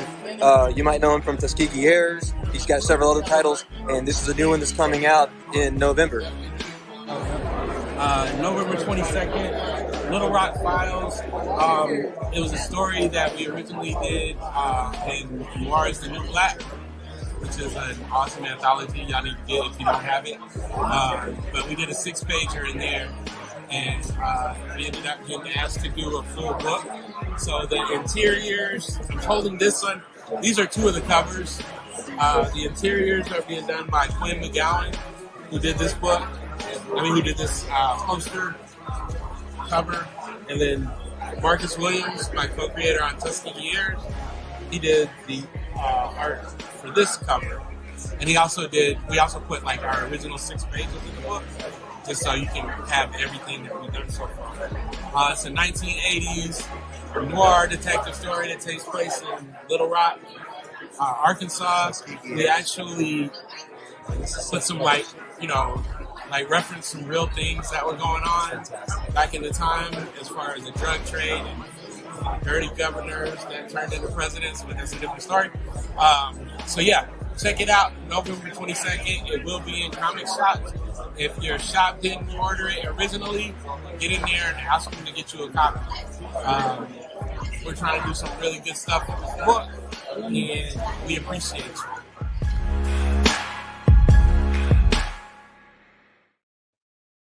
And we are back. So we're going to go into our reads of the week now. Let's see if any more comments popped up while we were in a commercial break. Let's see. Man, you guys are busy. Derek says there are no new commercials this week. Gosh darn it, Derek. Thorn Identity is the very first issue of your X-Force run available. It drops in July. He said it drops in July. But you can put it on your pull list now. Yes. Go ahead and pre-order it. Pre-order your LCS, your local comic shop. Let's see. I haven't bought them all. Grab a copy of the Africana Encyclopedia of the African and African American Experience. Okay, that's. Eric says hi to Jeffrey Thorne. Anthony Davis says I recently picked up Spawn 350 and inspired me to pick up Spawn #1 because it feels like having a #1 means something in light of the book running for 350 issues. Spawn is the longest running Black title ever. Yeah. I think Spawn is in a Western setting now. Here's the thing. There are different Spawn books, though. So, I haven't collected Spawn literally since the 90s, so I don't know how it's going. But whenever I go into the comic book store, I do see that there are different versions of Spawn. There's like King Spawn and blah, blah, blah. So that may be what's going on. I don't know. I can't say. The newest Spawn, the Spawn of 2099, or however you want to phrase it, is in a book called Rat City. And it's also a black Spawn, which is interesting. I haven't read it yet. I picked up the first issue, but I haven't had a chance to read it yet. Jeff asked, "Did you guys ever read The Black Count?" No, I haven't read that. No, I don't know what I that haven't is. read that. The Eye of the Watcher. My bad. Good to know. All right. So, what book you want to start with? Well, of course, Blood Hunt. We were talking about Blood Hunt. Now, this book came Wait, out. didn't we talk about Blood Hunt? Yes, but we were going into Blood Hunt's other or tie-ins and things of that nature. So, for those who don't know, in Blood Hunt, vampires have taken over Marvel 616 Earth, right? This book came out last week, and this book is so gosh darn good. I've seen on the Twitters that some people don't like it. Everybody's entitled to their opinion, right? But You know those opinions are stupid. issue number 1 of Blood Hunt is absolutely spectacular. What is that? Oh, that's my fault. That's my fault. Hold on a second. Give me a second. Give me a second. My TV is going off, and I don't know where my damn remote is. Hold.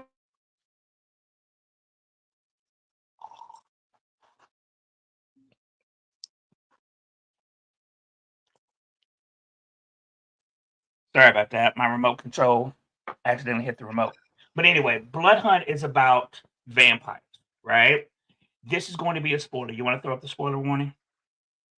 Is it really necessary? All right, fine. I've got to find the damn thing. Here we go.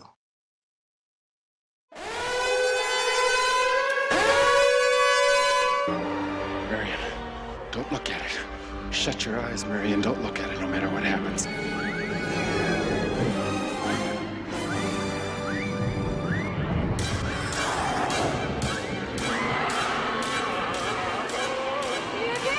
Don't look, Marion! Keep your eyes shut! All right. So going backwards, there was a 10-issue volume of Blade written by Brian Edward Hill that was absolutely great, even though several of us didn't like how the book ended, right? Blade had to fight this, the embodiment of evil, and he had to do certain things in order to be in a position to fight her. One of the things that he did was he got some training from his mortal enemy, Dracula. So Blade fights this big bad. He defeats her, supposedly is going to ride off into the sunset. Now, moving over to Blood Hunt. All of a sudden, you have a lot of dark force power wielders literally exploding with their dark force power that has blotted out the sun, which allows, of course, Nightwalkers to invade planet Earth without fear of going up in a puff of smoke. So the Avengers and heroes around the world, specifically New York, are fighting all of these vampires. We find out at the end of book 1 that the big bad that we're going to face is Blade. Blade is the big bad who caused all of Blade. I'm giving the air quotes. Blade supposedly is the big bad who's causing all of this stuff to happen. And so, because it's a cross issue storyline, this story permeates all across Marvel Comics, right? There will be tie-ins and there will be specific books when it comes to cross-issue storylines. By that, I mean this. This is Doctor Strange 15. This is an ongoing title, right? This ongoing title specifically has a tie-in because at the end of Blood Hunt number 1, Doctor Strange is in it. Along with the tie-ins like this, there will be event specific books. So you may have a Blood Hunt, Blood Hunters.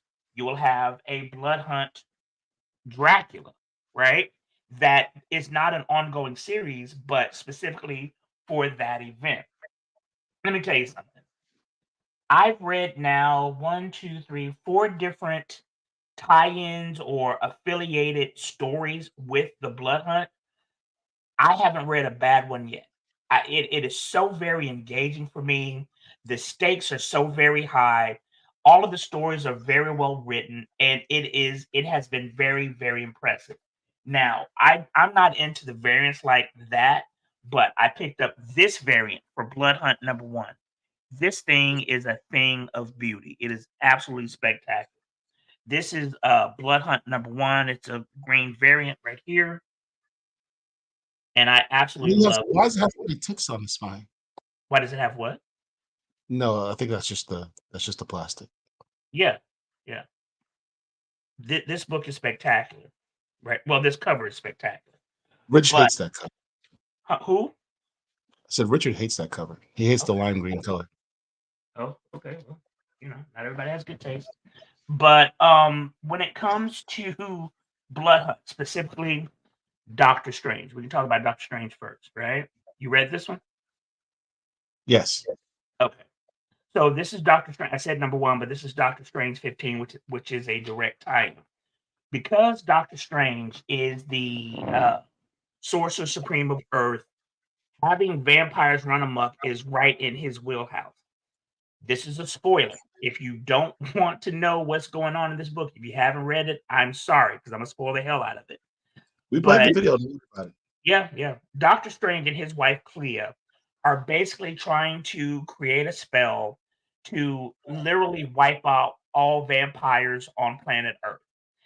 The problem is the book that would typically allow that to happen would be the Darkhold. The Darkhold is the, kind of like the Necronomicon, right? It is the embodiment of evil spells, The necro what? The nigga who? the Necronomicon, right? And so Wanda Maximoff, aka the Scarlet Witch, literally absorbed that book into her essence. She ate the book. There was a storyline across several different annual books called Chaos. And it was in Iron Man, it was in Avengers, I want to say Spider-Man, Gwen Stacy, etc. So there were a lot of different issues of annuals that talked about this issue, right? So Clea and Doctor Strange are trying to invent from scratch this spell to get rid of all the vampires. Well, Blade, as the big bad, knows that that's what's about to happen. So somehow he just is able to walk into the sanctum sanctorum of Doctor Strange. And oh, by the way, he bites him in the neck, stabs him, and turns him into a vampire. Oh, it was brilliant. It was great. So Clea is sitting up here fighting against Blade, who supposedly has no mystic powers, and understand, Clea is probably, I'm gonna be straight with you. Clea is probably the most powerful sorcerer or sorceress on planet Earth. Not Wanda, not Steven, not Victor Von Doom. I would say Clea is probably the most powerful sorcerer on planet Earth. Blade is holding his own against her. Now, even though he's turned Stephen Strange. Oh, how is Blade holding his own? Blade is wielding special swords from Atlantis, forged by mages from Atlantis in ancient times. We're talking ancient times as way before Namor existed. And these swords were forged specifically to cleave through magic. They're magic killers. They're sorcerer killer swords. And this is what he's wielding in his battle against Clea. And it's allowing him literally to hold his own. This is writing. Oftentimes because of the movies, people just think, well, all Blade is the guy who snarls and just, chops up vampires. There's so much more to the character. Blade's been around for a couple hundred years. He's British. He has fought all things that go bump in the night, and he's learned a lot of things in his battles of the supernatural over the years. And I love to see writers explore that aspect of him. He's not just a vampire killer, vampire slayer. He fights the supernatural, and he wields the supernatural. Cody Ziegler, in his latest run on Miles Morales, had him wield magic to give Miles Morales a outfit upgrade to make him a vampire fighter guy. And he used some magic there. So Blade has some tricks on up his sleeve that I love to see writers explore. One of the things I specifically liked about this book is the art. Because as I'm reading this book, and Paul, if you can go back when he's fighting Clea, I see Wesley Snipes. Like this page right here. Tell me that doesn't look like Wesley Snipes as Blade. The art in this by Pasquale Ferry, very well Pasquale done. Perry. Very, very well done. I love this. I love the art. I love the story. Jed McKay, as they say, is in his bag. He wrote this book. He wrote, I want to say maybe Moon Avengers. Knight. He wrote Moon Knight too. He writes Moon Knight. He also writes Avengers. Right. That's the other way where I saw it. So yes. So the story for me, as I said, I know there are people who, for whatever reason, don't like the story. I think it is an extremely well done story. It was engaging. It was very action packed. Can you pull up this picture right here of Blade so folks can see what he looks like? But like I said, he look that is Wesley Snipes. I don't see Mahershala Ali. All due respect to Mahershala, I just saw a couple of days ago that that movie is finally about to start being filmed in 2025. I didn't mean that. At the end of 2024 with a release date of 2026 at some point. I'll believe it when I see it.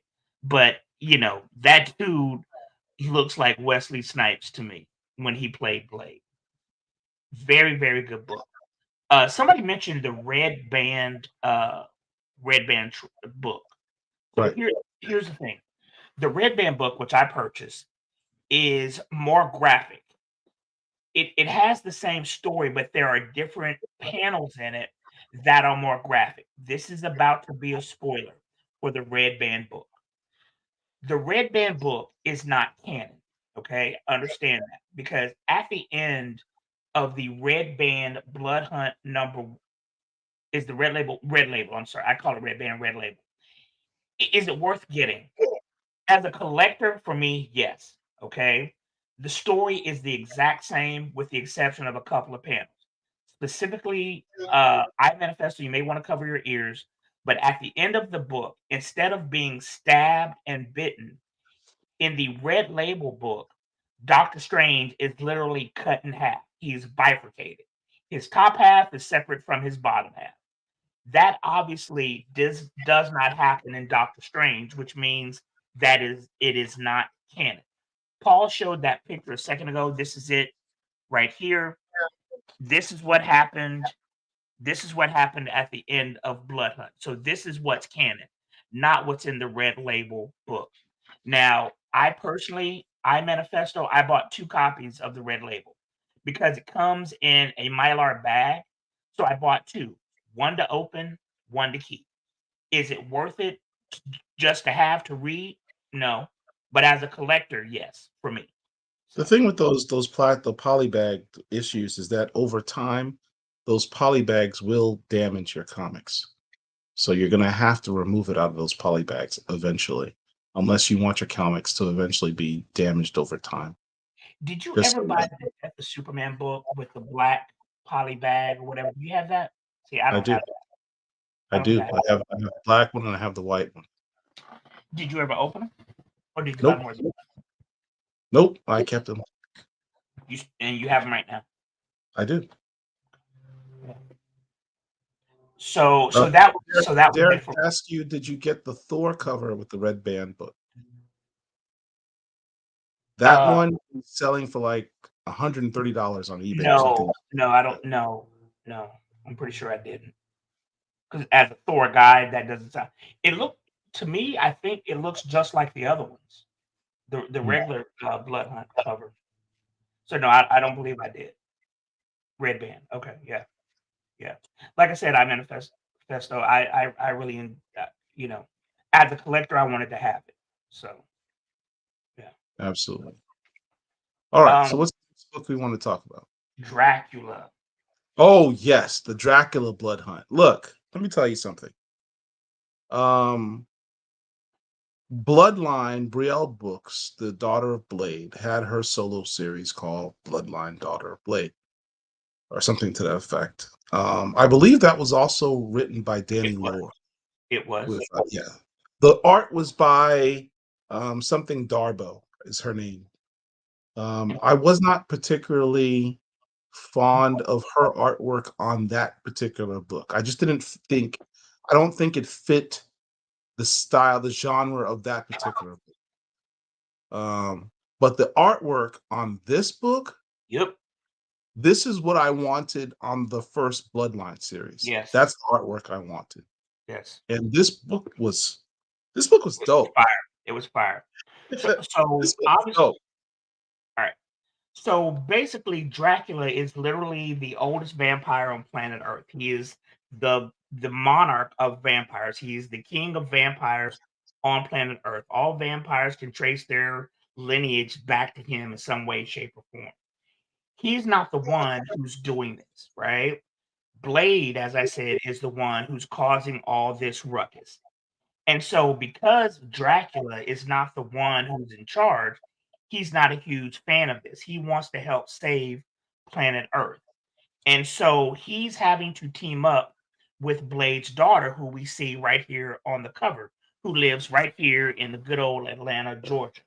But before we get there, one of the things that I found interesting is that Dracula had a human spy out there in the world. And she reminded me of Misty Knight back, if you can pull up that page or whatever. And so I was like, oh my God, we got a new character. We got a sister, right?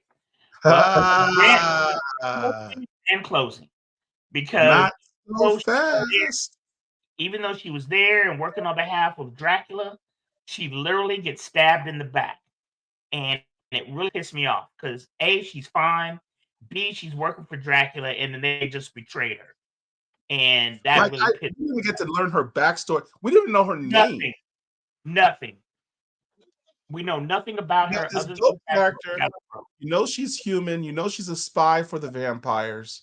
She's Why? got this We big don't know. afro. She's got this whole look. She's got the loyalty to the vampires, this whole attitude, and they kill her before we even learn her name. Yep. So basically, Dracula, wherever he is, I'm guessing he's still over there in Chernobyl, but he's trying to make his way. I believe the specific name of the vampire nation is Vampirsk. But in the former what we would call Chernobyl. That Yeah. because for those who don't know, back in 1992 or 3, something like that, there was a huge nuclear accident in what was then the USSR, where a nuclear plant basically melted down. And everybody who lived in the immediate area, who were people who worked at the nuclear power plant, had to evacuate. There is a phenomenal miniseries from HBO about Chernobyl. You gotta watch it. But because it's radioactive and regular humans can't live there, the United Nations or the Avengers, whoever, basically gave that to the vampires so they could have their own nation. Because everything is going on in the world, Dracula is trying to put a stop to it, and he needs allies, so he needs to get to the USA. Instead of, hopping on Southwest or getting a Carnival cruise or whatever, he's trying to get there expeditiously. He has to create his acolytes have to create a spell, and I think it's some type of blood spell, and I think that's part of the reason why they killed her as well. But basically, they use magic and mysticism to create a portal for Dracula to come to the United States, and that's what he does. And he's in search of Blade's daughter bloodline because he figures that she will be a valuable ally. And that's basically what this book is about. Is about Brielle teaming up with Dracula to fight these vampires, and it is extremely, extremely well done. I invited Danny Laurie on the Twitters to join us tonight because I told her we were going to be talking about it, but she said she has something to do with her sister. I'm like, man, your priorities are screwed up. I'm joking. But this book is phenomenal. The art is spectacular. Like this page right here of her, it's just great. I have nothing negative to say about this book. It is very, very well done. I was really impressed with the art a lot. Yeah. We also get some nuances that, Brielle's power is most powerful. It kicks in at night. Unlike her father, whose power, he's the day walker. So his power is day, night, whatever. It's on all the time. Her power is really strongest at night. Right. And she has the same ability as her father, the strength, the speed, the healing factor, but only at night. And she does, Uh, but she also doesn't have the experience, obviously, that her father, who's hundreds of years old, has. yeah, she didn't have the And there's experience of any. But interesting enough, like her power level is pretty strong. She rips the door off of this car. right before this panel, though, before the world went dark, literally, she felt it coming. Her Yeah. innate power set alerted her to the fact that something bad was about to happen. And as I said, she knows that the dark is her strong point, and she's talking in this book about how she's strong and what it feels like to be this. And the writing was spectacular, the art is great. Like, that is a beautiful panel right there. She didn't look like that in her own title. Love Yeah. this. This is Love. the best she's looked since I've seen her. Yep. Yep. Yep. Yep. This is a dope. I can't emphasize enough how impressed I was with this book. Now, understand something, and I've mentioned this here before. When it comes to cross-issue storylines, for the longest time, I've kind of shied away from them. Like the Null King and Black storyline, I didn't collect the main title. I didn't collect any of the tie-ins other than the Black Panther one. I want to say the last one that I was all in on was, I don't know chronologically how they came, but there was Secret Invasion, Siege, which was Thor centric, and Fear, which was Thor centric. Those are, and Civil War came way before that, but those three are the most recent ones. And I didn't collect I collect most of that stuff, but when it comes to these cross issue storylines, as I've said before, they're nothing but a money grab. This one, even though it's a money grab, it is an extremely good money grab. I love this storyline. Who is I Blade? watched that. Oh, She's a nurse here in Atlanta. who's a Is nurse what? here in Atlanta? Yeah, she's a. I'm Oh, sorry. his mother. Yes, the mother's Yes, name is Saffron. She's actually been in Blade comics for a long time. She's almost the very beginning. She's been Blade's girlfriend for a long time in the comic. she's a regular human chick who's a nurse. So that's it. What were some of the other comments? Because I didn't see what you put up. I remember the Chernobyl Yeah. incident. That was kind of big. Vagrant gave you a compliment. He says you're a huge selling point on these streams because you're spicy. Okay. Blood Hunters. I didn't read Blood Hunters. Did you read Blood Hunters? Was it any good? Blood Hunters is basically an anthology. In issue number 1, it has. I didn't have any characters I was interested in, so I didn't bother getting it. Right. It has 2 different stories. 3, I'm sorry. The first story involves Hawkeye, which is kind of funny. Oh, hold on. Pause. Before you go.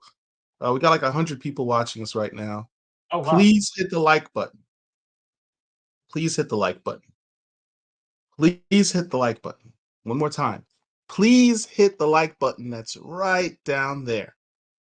It helps us to keep the show going, helps this channel stay alive so that we can keep bringing you this type of content.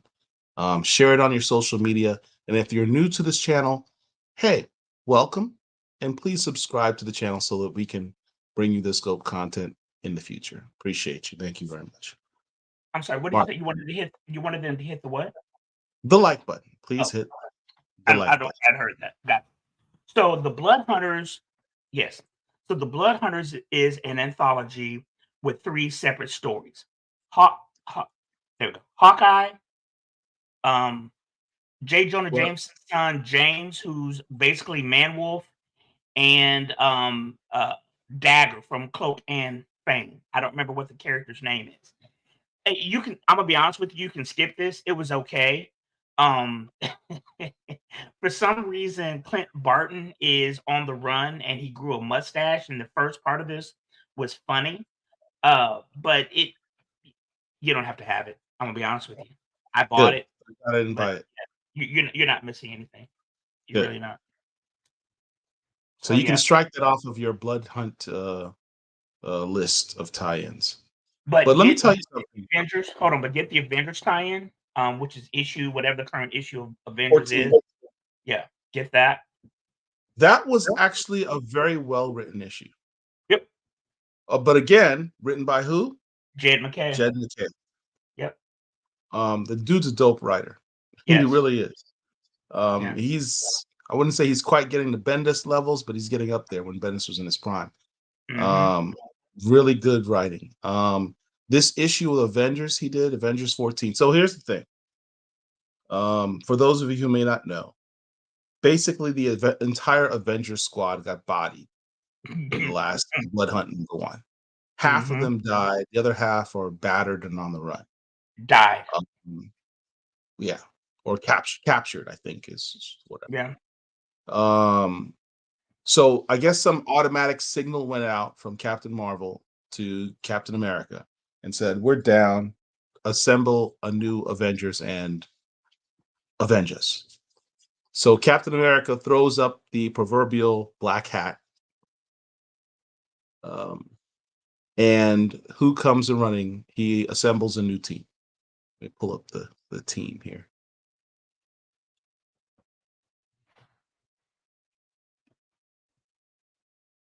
So he pulls up, he assembles a new Avengers squad to avenge the Avengers of the Fallen.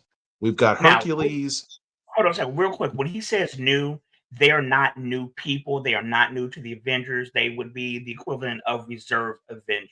People who have been part of the team before, people who have Avengers ID, but may not necessarily be on active status. They're basically reservists. So you've got Hercules, you've got Quicksilver, you've got Hawkeye, Kate Bishop, and you've got Hazmat. I don't know that Um, Hazmat chick. I don't know her at all. So Hazmat is very interesting. Hazmat was part of the Avengers Academy. So after the Civil War, which we talked about before, the agreement was that they won't do a superhero registration act anymore. But what they did do is say, well, look, for those people that want to become superheroes, we're going to establish a school, kind of like Charles Xavier School, called Avengers Academy, so that anybody who has superpowers who wishes to become a superhero, a licensed superhero, whatever they want to phrase it, can go to the school, learn how to use their powers, and be a fully licensed, endorsed Avenger type superhero. Hazmat was one of those students and a graduate of the academy. So Kate Bishop was part of the West Coast Avengers. So that was her tie into the Avengers. And obviously, Hercules and Quicksilver are Long former time. Avengers themselves, long-time Avengers. So all of these people have ties to the Avengers. What was interesting, and again, I love good comic book writers. Good comic book writers will take an obscure character and make them interesting. Make them That's relevant. because, and make them relevant. They're a good writer. So Jed McKay takes the Hazmat character, whose power is she has power over radiation. Her radiation is so toxic, she has to literally encase herself in this suit to keep the radiation from killing everyone around her, causing cancer, what have you. But in this issue, he says, well, look, radiation is a form, UV light, which the vampires are obviously susceptible to, is a form of radiation. So she says, hey, I was able to determine that I could alter my radiation powers, and it affects these vampires just like UV light.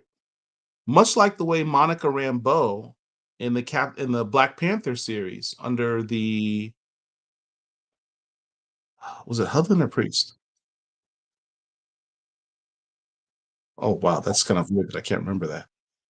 Anyway, those issues, I think it was Priest, maybe Hudlin. I don't remember. It was one of those two ones where they go to New Orleans, and it's Black Panther, Luke Cage, Captain Marvel, Monica Rambeau, Hudlin. and Blade, and they're Hudlin. fighting vampires. What? I'm pretty sure it's Hudlin. Hudlin. And then Monica Rambeau uses her powers to just decimate all the vampires because she has the powers of light. Something that she actually learned early on when she first met Doctor Strange and Scarlet Witch in Doctor Doctor Strange. Strange 48 is where I think it's 48. It's either 46 or 48. I'm pretty sure it's 48 is where she first met Scarlet Witch and Doctor Strange. But it turns out she's the most effective vampire killer in the world, honestly, because she is light. She because is she can become that light energy. Yeah. and wipe. She's basically a weapon of mass destruction for vampires. Yep. Which kind of leads to the next question. Where's Monica Rambeau during all of this?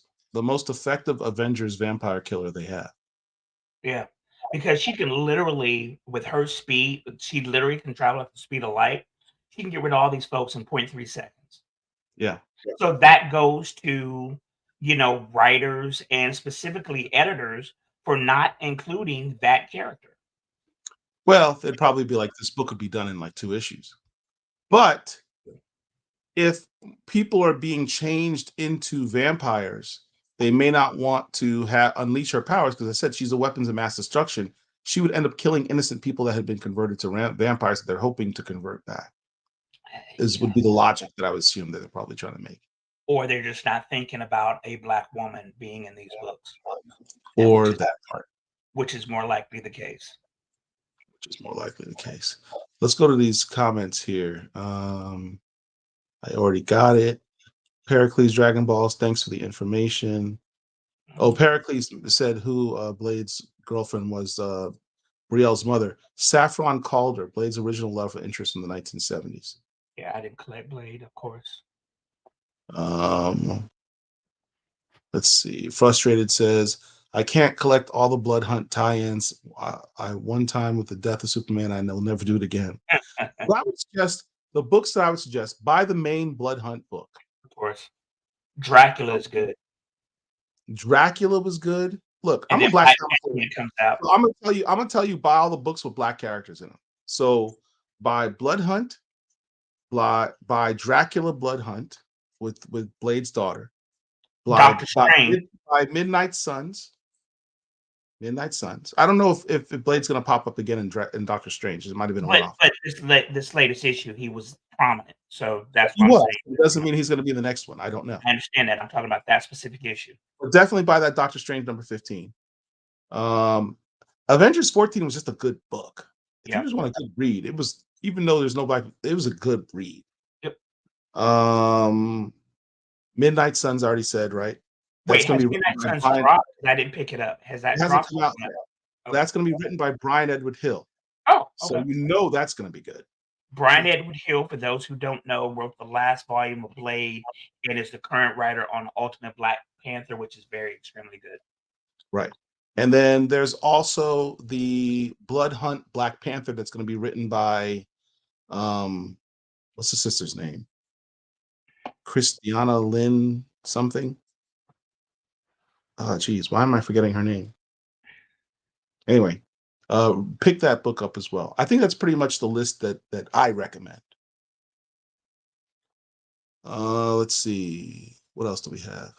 The female version of the Radiation. When he was talking about Hazmat, I was absolutely thinking about the Radiation Man. Radiation Man is a Chinese villain who is based Russian. Huh? No, he was Russian. I believe he's Chinese. Oh, all right. He's a commie, whatever he is. He's a commie. For not having a super powerful character there to ruin the story, do what they did for Thor and Civil War. Reason to be somewhere else. Yeah. Yeah. 23 seconds gone. That's with Monica. Yeah. Oh, yeah.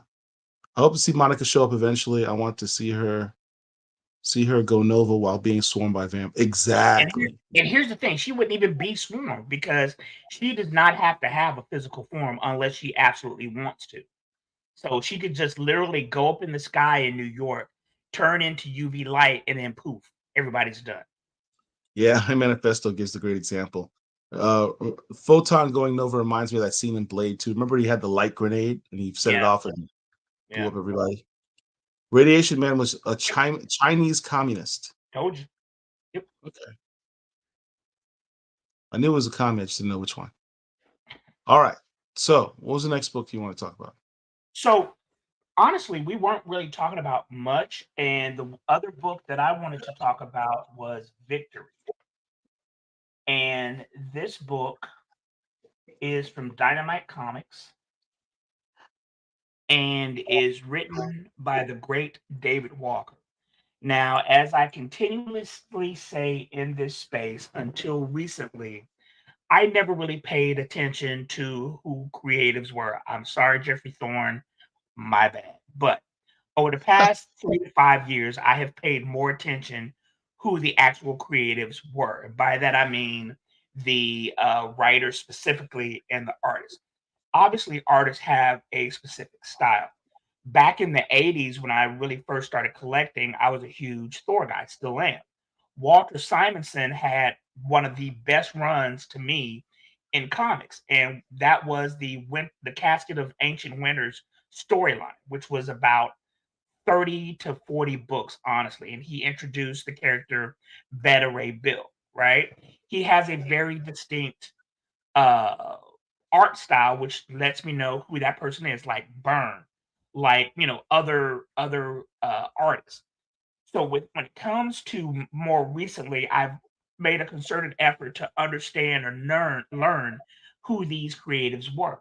So last Saturday was Free Comic Book Day for those who don't know. Free Comic Book Day happens once a year, first Saturday of May every calendar year, where there's an event around giving out free comic books that are made specifically for that day. And most comic shops have sales because they know people are going to be coming in. Well, I was in one of the three shops that I went to because I hit up three different spots, and we'll talk about that later. And when I was there, I'm perusing the shelves or whatever, and I happened to look down and I see this beautiful cover of this beautiful face, right? This cover right here is eye popping, eye catching. And I'm like, oh my goodness, who is this? What is this? And I see Walker, and I'm like, Walker, that name sounds familiar. So I pop open the book. Writer David Walker. David Walker, who I've learned, wrote the Bitterroot storyline for Image Comics. Bitterroot was spectacular. I'm not going to go into what it was or what it was about, but it was about 20 issues or so, give or take. Can't remember exactly. And it was a phenomenal read. So when I saw that David Walker was associated with this book, I had to have it, and along with the art. The comic shop that I went to was not one that I frequent. So there were 5 issues on the shelves. I picked up all 5, not knowing anything about the books. Popped open issue number 1, learned that the book is set in the Vampirella universe. Along with the Vampirella universe is also Sacred Six. The Sacred Six, which was written by Christopher Priest. That book came out about 3 to 5 years ago, and I'll be honest with you, it was not good. The covers were spectacular. The covers were beautiful, but the story by Priest, to me, once I started reading it, it just wasn't good. So it wasn't worth it to continue that story just for the covers. Well, I picked these up. I picked up all 5. I read the first 3 today. Issue number 1 was okay. Issue number 2 and 3 were literally laugh out loud funny. Because this is in the Vampirella universe, yet again we have another storyline involving vampires. So along with the Blood Hunt story, we got that. We've got Philadelphia, which is also about vampires, and we also have Harriet Tubman Demon Slayer, which is about vampires. So there are specifically 4 different titles from different companies that are Black centric that involve vampires. I don't know if we have a special gene to fight vampires or what it is, but a lot of different creatives are keying into vampire stories. This book, the art is cool. The artist is Taylor Esposito. He's on issue 1. Let me see if he's on these other ones. Yeah. So it seems like Taylor Esposito is the main artist for the books. Now, I'm going to be honest with you. I'm not that impressed with the art. The art is decent. I'm not going to say it's great, but it's cool. But the story by David Walker, the first issue didn't get me. The second issue did. As I've mentioned previously, I like to laugh. Issue number 2 had me laughing out loud funny. There is a very sexually explicit conversation between the protagonist. Okay, let me back up. The protagonist is a young lady by the name of Victory, right? And she has this on when you see this, when you're looking at this panel, you see this glow around her hand. Well, she has this specific ring that is extremely powerful that demons and all these different creatures of the night want. The problem is she can't take the ring off. It will not leave her body. And so she's having to fight all these people who are trying to take this ring from her, right? But she's saved by this chick who happens to be a shape-shifting demon who she had a dalliance with over in the Vampirella book, which I don't have, I haven't read. But David Walker's conversation between those two is sexually graphic, explicit, and hilarious. Listen, I'm only, there are 5 issues. I'm only 3 issues in. Um, I would say it's worth the read. I would say it's worth the purchase, worth the read. I am enjoying it. That's my take on it. Like I said, the art, not a huge fan of the art. All due respect to the artist, but the story is good. The story is funny, and I'm interested to see how it goes from here. So. Mark Robertson says, I purchased the first 3 issues of Victory because the covers were exceptional. Right. But the art, that's what's Mark not what's Yes. It's just not spectacular. Frustrated says Victory could have been way better. Don't disagree, but it is funny to me. She looks like Monica Rambeau on the cover. I can see that. I just pulled out first 5 issues of Harriet Tubman Vampire. Demon Slayer. Yeah. We should hopefully be interviewing David Crownson very soon. So be sure to be on the lookout for that. You can catch part of our roundtable discussion that we did with David Crownson of Harriet Tubman Demon Slayer from this past Wednesday on our channel. Just check out our YouTube channel. You can see it there. We've got over 100 people watching us right now. Thank you. Please hit the like button again. And subscribe to the channel if you're new to our channel, please. Also, if you're on the Twitters, put your @ in the comments so we can make sure that we follow you guys. So we can have other conversations. Absolutely. I don't know if you can also, pull up. if you're on Twitter, please retweet this video. Right. So I don't know if you can pull up our @ or whatever. Is it called retweet still? Is it called re-Xing?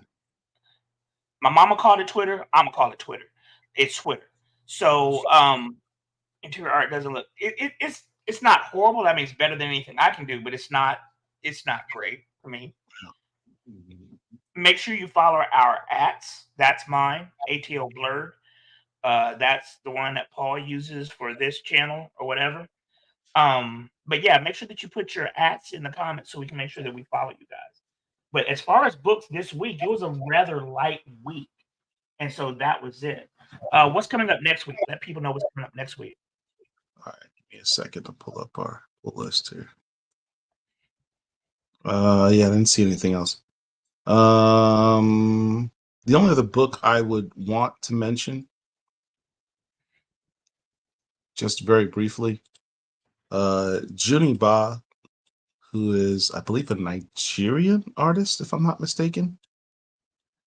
Don't want to get your country wrong. Did this book called The Boy Wonder for DC. It's basically kind of almost like a retelling of Damian Wayne in the Batman books. He's both the writer. Do you know what his first appearance is? Whose first appearance? Damian Wayne's first appearance? Yes. It was in Batman. Jeez. I'll look it up. Go ahead. Keep talking. I'll look it up. 500 something or other. I don't remember. It was Andy Kubert was the artist. It's in my collection somewhere. Anyway, this is like a retelling of his origin, or how he joined the Bat universe. But he's the both writer and the artist, and it's a Black Label title. I think that's kind of dope. I don't recall ever seeing a Black writer and artist do a Bat character at DC before, other than Orpheus, which I'm still bitter about. So anyway, I thought it was a dope book. You guys might want to check that out. So he first, hold on real quick. Damian Wayne first appeared, it looks like, in Batman number 655 that came out in 2006. He first appeared as Robin in Batman number 657, the very next issue, also in 2006. So all right. that book is probably worth a fortune by now. Maybe. It's in my one of these 10,000 long boxes I have. It was when Dick Grayson took over the mantle of Batman. Yeah. All right, so we're gonna take another commercial break and come back, and we'll get into what we're watching. But I can't find the damn videos. This is crazy. This is really hard to do, man.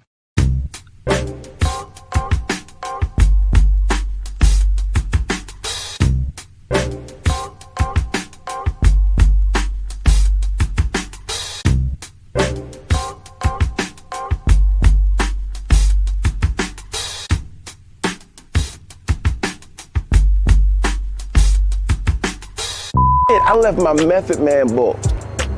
Oh, that's gonna get signed by Meth. Wow. I got 3 hip hops in the bag.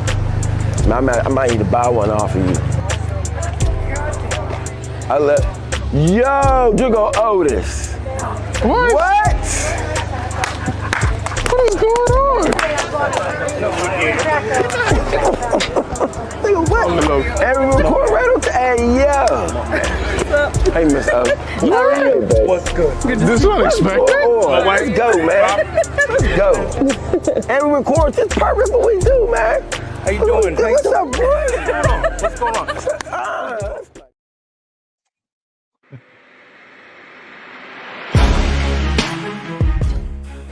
Hey, this is Jeff Carroll. I'm out here at the Black Comic Book Fest in Harlem, sharing my books and works with the Black Comic Lords. And one of the books that I have just came out is Fingernails, Book 2.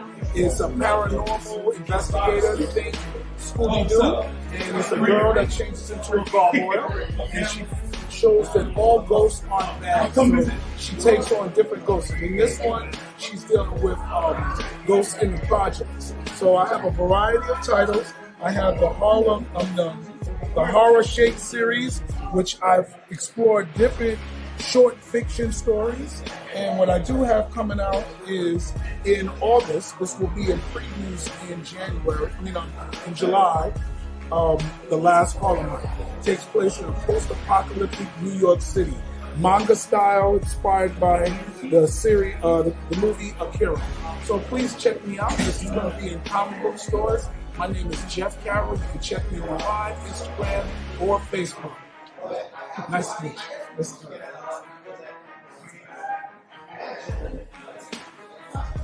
Everything's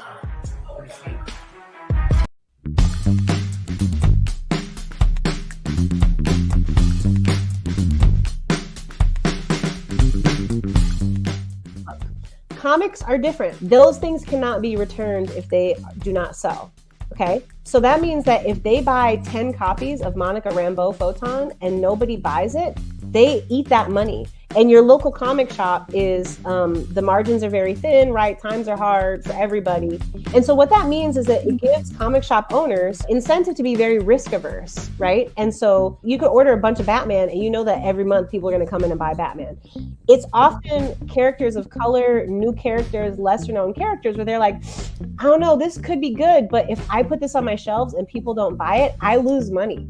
And I'm sympathetic to that. That's a real assessment that they have to make.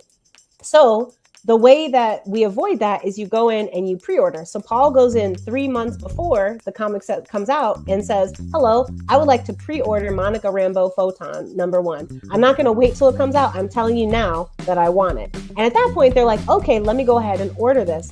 And in the comics world, that is the sale that counts. By the time you come into a store and purchase a comic book, that sale does not count. I know it is ridiculous. It is very silly. That is the way it is. The sale that counts is when the store orders it from the distributor.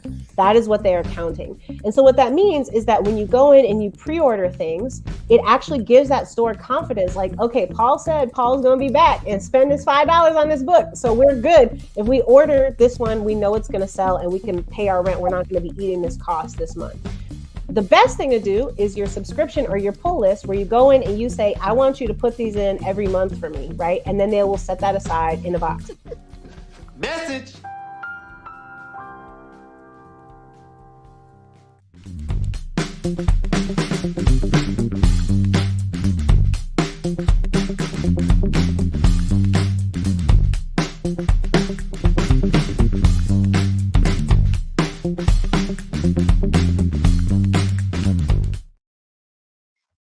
And we are back.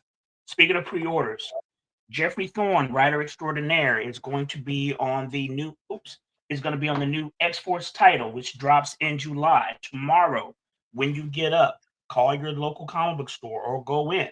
Let them know that you want to have X-Force on your pull list or pre-order list.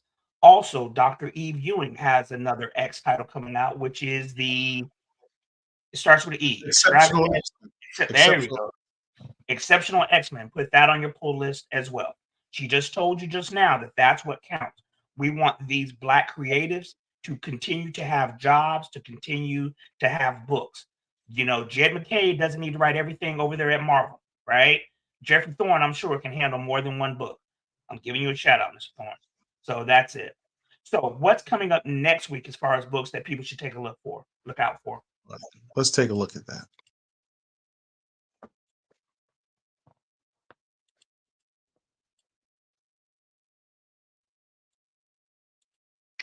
This is our League of Comic Book Geek account.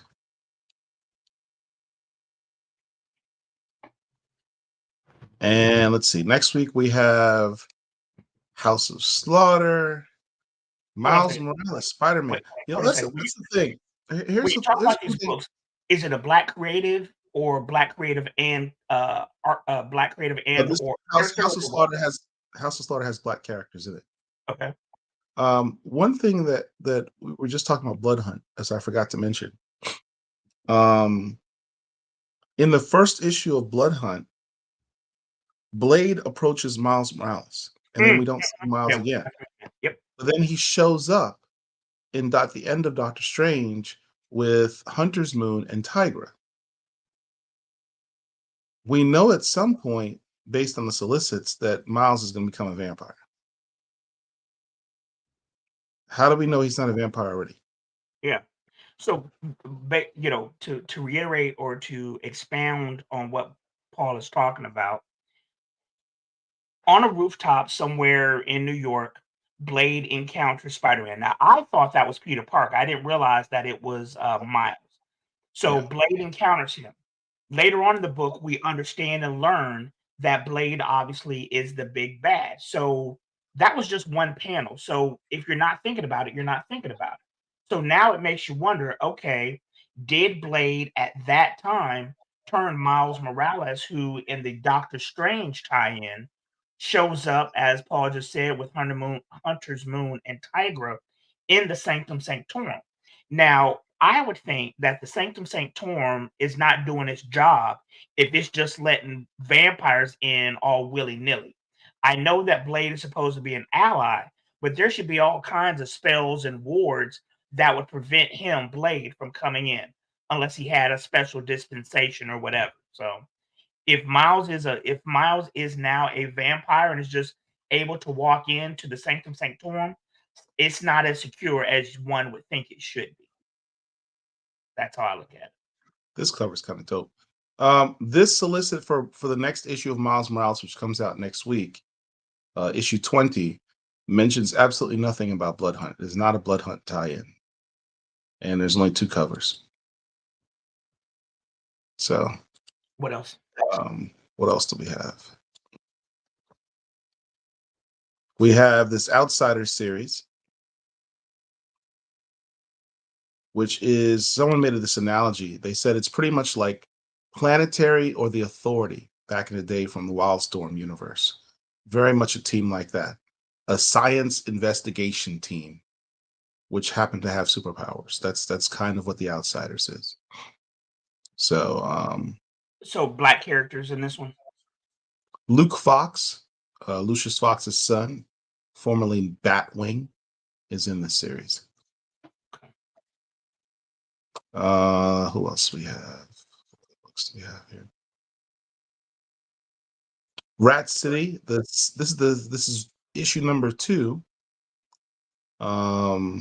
This is the Spawn of the Future, and I haven't read this yet. I've ordered this. But for what I understand, this character is black. Red Hood, The Hill, number 4.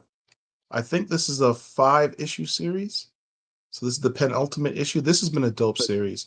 Artwork by Sanford Green, written by Sean Martinborough. It says Red Hood, but it's really about everyone else. Red Hood's there to sell the comics, but this is really a black book. Okay, so you said Sean Green or whoever Green, Sanford Green? Sanford Green and Sean Martinborough. Okay, but Sanford is the cover artist. He's also, they changed artist in this particular issue. It's also Tony Atkins. Is he black? Right here? Yeah. Yeah, he's black. Okay.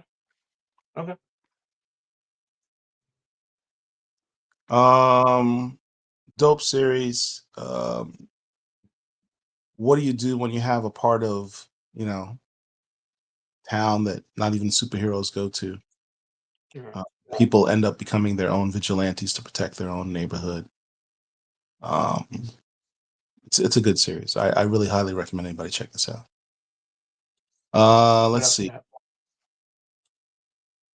We also have next issue of Spawn, which I don't collect for religious reasons. I say that facetiously. Star Trek number 20. If you're a Star Trek fan and you're not reading this series, man, you're missing out. There's like 2 series, if you're a Star Trek fan, you should be reading. The main Star Trek book, which is actually led by Captain Benjamin Sisko, is the main lead character in this book. And from what I understand from IDW, it's the best-selling Star Trek book ever. Also, they have a series called Sons of Star Trek. That's being written by Morgan Hampton, who is one of the Milestone Initiative alumni. He was most recently the writer on the Cyborg series. He's writing that book, and it's a damn good book. If you're a Star Trek fan, there are Easter eggs about Star Trek all throughout that book, so I highly recommend that. Mace Windu. This is like the blackest Star Wars book ever done, because not only is the lead character black, but like much of the creative team was as well. Writer Marc Bernardine, penciler Georges Genty, inker Dexter Vines, colorist Andrew Dahlhaus, and then the editor Robert Simpson. He's the Disney liaison with Marvel. So this is the blackest Marvel Star Wars book that's ever been done. It's kind of cool, but it's also a very good book if you're a Star Wars fan. Suicide Squad Dream Team. Mark and I are big fans of Amnda Waller. The team that she has assembled here with this character called the Dreamer, whose power set's kind of interesting. Also, her nephew, Deadeye, is on this team. His power set is also interesting. This is a Suicide Squad book that reminds me a lot more of the original Suicide Squad from back in the day. I just enjoyed the book. I just thought it was a really well-written book. Personally, as a longtime Amnda Waller fan, I think the book is okay. I won't say it's great. I won't say the writing is great. Look at this cover. Or whatever. But I do like the fact that, again, Amnda Waller is front and center on that. And, somebody who has absolutely no power. She is a bureaucrat, but she keeps people in check, and that's one of the things that I appreciate about her. No matter where this character shows up, no matter who she's written by, with the exception of that particular individual who will not be named, will always get my support. I love this cover. I get this. Yeah, cover. that is a cool cover.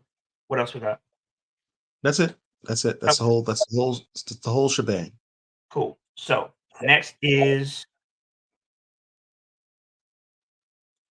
What You Watching?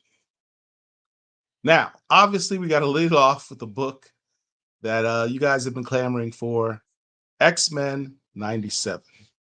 What is this, episode 9? We're up to? Was it 9 or 10? Say what? 9 or 10. I can't remember. It's 9 because 10 would be the end of the series. Okay, 9. Yeah. This episode had one of the best lines in an animation or animated show ever. Charles, I've been wanting to say this for years. Shut up. The frustration in his voice. I mean, the voice acting at that point was phenomenal. For those who don't know, who've not been watching X-Men 97, you are missing out. It is a great story. Bo DeMayo, the former director who, for whatever reason, was let go from Marvel, was a phenomenal director. And I saw a tweet that he put out. He didn't direct the episode. He's the executive producer of the episode, this particular episode. Okay. He had a 5-year plan about where he wanted to go with this story. There was a storyline from the comic books that I may or may not have in my collection that I just have no independent recollection of, where basically Bastion, which is short for Sebastian, who is in essence a what do you call those creatures? Sentinel. He's a sentinel. He's a human-like sentinel, and his main prime directive is to eradicate mutants. And what he has done is he has infected regular human beings with some type of virus, basically turning them into sleeper sentinels. And across the world, he has activated all these sentinels who are going after all the mutants across the world after the attack on Genosha. After the attack on Genosha in episode 5, we thought that Magneto was killed, only to discover that Bastion had been holding him hostage. During the last episode, Val Cooper released Magneto. Seeing what's going on, seeing all these human-like sentinels attacking his people, Magneto's like, you know what? F this, enough. He literally says enough. He goes up to the North Pole and sets off an equivalent of an EMP, an electric magnetic pulse, which, for those who don't know, an EMP will shut down all electronics. He basically put the world back to the Dark Ages. So many millions, literally millions of people will die. And I didn't think about this when I first watched that episode last week, but think about it. If you are in an airplane, if you are on an operating table, if you are in a hospital on a ventilator and there is no electricity, you're about to die. Magneto committed basically genocide, but I'm going to tell you what, Magneto was right. I take no issues with anything that he did. He is, in essence, trying to protect his people, the mutants. And the only way you can stop an electronic something or another is the way that he did. I take no issue with what he's done. Of course, the Avengers and Professor X, with his so-called moral high ground, takes umbrage with the way that Magnus did what he did. Magneto has raised Asteroid M from the depths of the ocean and is basically trying to make that a haven for mutant kind, anybody who has survived and wants to join him. He shows up in Westchester County, New York, at X-Men's mansion, such as it is after it was destroyed last week. And he's like, look, guys, Xavier's dream ain't working. He was too busy chasing after some bird tail up in space to worry about his dream. You need to go ahead and come with me. Rogue and Roberto DaCosto are like, you know what? You're right. And so they join Magneto on Asteroid M, and Magneto leaves the door open for any mutant who wants to join him to come. But of course, Scott, being Professor X's brown nosing boy, leads a team. They bifurcate the team. One team tries to find Bastion and to stop the Sentinels at its source. The other team attacks Magneto on Asteroid M, so to make him reverse what he did in order to make sure that life on Earth continues. Because if all the power is out, for some reason, somehow, it will be irreversible, right? But think about this. If there is no power, money, unless you have a stack of it, means nothing. All those ones and zeros that are associated with your bank account electronically, wiped out, right? Governments, you no longer have the ability to wage war on other nations because your planes, your bombs, your ships, with the exception of maybe, well, hell, even nuclear powered ships need electricity to run. Everything is done. It would be absolute chaos on planet Earth if there is no power, especially when it comes to the powers that be who control all of us little people through their vast wealth, which is nothing but a bunch of numbers, right? When you have a bank account and you have, say, $5,000 in your bank account and you go to your bank, there's not 5,000 of your dollars in that bank. There are just numbers associated with who you are, right? If that's all wiped out, everybody at that point is pretty much equal, unless, as I said, you've got money stashed underneath your mattress or you've got gold bullion in your garage. I mean, Magneto was right. I have taken no So issue. despite all that, Magneto was right. Magneto, all the dead bodies, people he killed, they were completely innocent. Yep. Killed innocent people. Me as a flat scan, I recognize the fact that he's taking the fight to his oppressors, and I understand it and I support it. Wow, it's cool to say that in a comic book sense. In reality, he's a mass murderer. Right, but understand his people are being murdered in mass. But he is right. Magneto is absolutely right. So now we can get to the questions from old boy, all 25 of them. Black Comic Lords, can you tell me how Professor X got his money? I mean, dude has a mansion, jets, Cerebro, a danger room. I think his parents were rich and he inherited some of it, invested wisely. He got it the best way possible. He inherited it. Yeah. His mother was, well, his dad was rich. His dad died. The money went to his mother, who was raising him.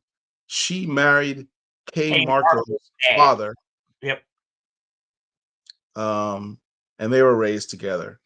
But basically, he invested his money.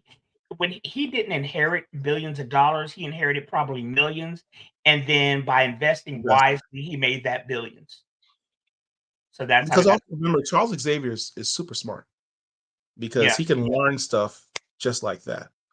And he can also read minds of people and stuff like that. Not saying that he now, did that. Emma Frost, who's also a telepath, uses her powers to make money because obviously, if she's playing poker with you, she can tell whether or not you're bluffing or not, what's going through your mind, and she can make money that way.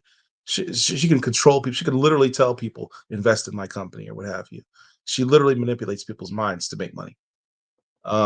Charles says he doesn't do that, but he is pretty brilliant, so that's how he makes his money. Pericles says, worse than genocide, omnicide. I've never heard that term before. Yeah. I've never heard omnicide. He did kill a lot of people. He did. You can't overlook that. But I'm gonna be honest, that's self-defense. Okay, so you've got an auntie who's on a ventilator, who has nothing to do with mutants whatsoever. She is 100% pro mutant, and auntie died. Yep, you're cool with that. Listen, it's collateral damage. I mean, wow, I understand it. Auntie's collateral damage. Yes. You're an idiot. Listen, his people were being exterminated. I understand that. Yes. You don't kill innocent people because your people are being exterminated. It wasn't intentional. It was an unfortunate byproduct. I understand why he did what he did, and I accept it. Yes. It's wow. Imagine And if Magneto were black. Well, right. here's the thing. It's funny you should say that, Azelle, because I really wonder, from my perspective, these X-Men episodes are really coded black in many respects, right? Some of these arguments, these situations they're in. As black people, I think this show really resonates with us because we identify with a lot of these issues, like hard. And that's why the Uh, X-Men were even created by Stan Lee and by Stan and Jack King Kirby, you know? So yeah, I get uh, it. paraphrase Chris Rock. I'm not saying he should have messed with but I understand. Exactly. That's exactly right. I get it. That's He was right. absolutely right. It was a dope episode, man. Yeah. It was The whole absolutely dope. series has, with the exception of episode 4, which was the Roberto and Jubilee episode, all of them have been very good. It was nice to see Roberto finally flex his powers. What'd you think of the scene with Jean and Storm where she's like, That was beautiful. make them mind your wind, but make the Weather. wind mind their weather No, or something make like their that. minds are weather, and you Make them make them weather your weather your mind. mind. Yeah, that Yeah. was some dope writing. Very, That's some very dope good. writing. That's some dope Yeah, writing. They had bars on this episode. very good series. Very good. When Magneto's up there and he's like, I'm tired of listening to you, Charles. That we tried it your way. I tried it your way. You gifted your students to me. I tried it your way. What happened? Genosha. I'm Yep. done. I'm Yep. done. Shut up. I don't want to talk to you anymore. And Shut in up. that speech, Magneto wasn't threatening anybody. He wasn't trying to say I'm going to kill anybody else. He said, "Look, I've got an asteroid for us. Okay, I'm gonna do the whole Marcus Garvey thing. Here's the Black Star Line. Let's leave this place. We try to do our utopia here on Earth. They murdered us. Yep. So we're just gonna leave the Earth. I have an asteroid. All mutants are welcome. The door's open." That's the last thing he said to the X-Men. The door's open. My offer is open. I'm not gonna shut the door. You have a haven. I'm putting the offer out there. You can join me up here. Forget these people. Let them live. Let them squabble amongst themselves, and we'll build our utopia out in space where they can't mess with us. And one of Is the he? things one of the He's things that absolutely right. Yep. One of the things that he did at the end of the episode that pulls directly from the comic books is, as I said, the team that attacks him is Wolverine, Cyclops. I can't remember who all else was on that team, but those two specifically. Wolverine stabs Magneto in the back, right? Well, one of the things that he did that comes directly from the comic book is in the cartoon, Magneto pulls the adamantium from Wolverine's body. And Right. so it was poor planning, it was poor tactic to have the dude who's made out of metal attack the master of magnetism. He should have been on the team that went after the Sentinel, not the guy who goes up against the master of magnetism. That was stupid. But it pulled directly from the comic book. Directly And from the comics. That was what issue was that? Damn it. I don't That's remember gonna what issue it was, but I like how these stories are coming directly from the comics. The only criticism that I have, and this is something that Ryan Airy mentioned over on Screen Crush, which is also a very good channel for nerd-related topics, is that these stories are very truncated. They seem rushed. It's like Bo didn't know if he was going to get 2, 3, 4 seasons, because a lot of these storylines should actually have been, 3 or 4 episodes. Think about it. The Inferno storyline. The Inferno storyline was a cross-issue storyline back in the late 80s that touched on pretty much all X titles and probably a hold couple on of a second. Let me just talk about what you're talking about here. You can't see it. Shit. I can't see it. But it was across all X titles as well as some of the other Marvel books, right? It should have been the Inferno storyline should have been at least 2 to 3 episodes because it was a very big deal, very big event. They did it in one issue, one episode. So that's my only criticism. Well, 2 criticisms. That criticism about everything being truncated. Second thing is they took away Roberto's blackness. He's got a perm. Roberto da Costa being an Afro-Brazilian was an integral part of the character's character, of his storyline. When you first see him, he's being taunted because of his ethnicity. That has been taken away when you give him a pompadour. You know, he's not dealing with the issues of his race. That's the only other criticism that I have about the series, but otherwise, They got it's him looking mad light-skinned. so yeah. You notice he literally is getting lighter every episode. I haven't paid attention to that. I have problems with that. It's just we haven't moved past that point where we fully acknowledge that Roberto is black. Yep.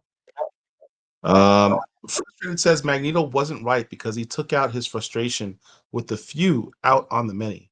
That wasn't Did what frustration. he experienced in his origin. That wasn't frustration. That was self-preservation. No, because Understand, he was not under imminent threat. So don't say that. That's not true. It's absolutely not true. Paul, Yes, his please. people were under immediate threat. They were not. What was the immediate threat? The immediate threat of all the Sentinels attacking mutants across the world. What was the imminent danger? The Sentinels attacking mutants across the world at that time. That was the immediate threat. Understand that Cable, Jean Grey, and Cyclops were in the midst of a battle. Those battles were occurring across the planet at that time. Well, they didn't show the battle across the entire planet. They showed them like 3 places. So you just think that there are only mutants in America? No, I didn't say that. I just said they only showed 3 places. You're assuming that the whole planet was being attacked. And I'm telling you, the whole planet was not necessarily being attacked. The whole planet was not involved in the extermination of the mutant race. That is not true. But the whole planet was affected by Magneto's action. Go back to episode 8 when Bastion was talking to the screen. You had Dr. Doom, who is in Latveria. You had other people. You had other people in different parts of the world. This was a worldwide attack on his people.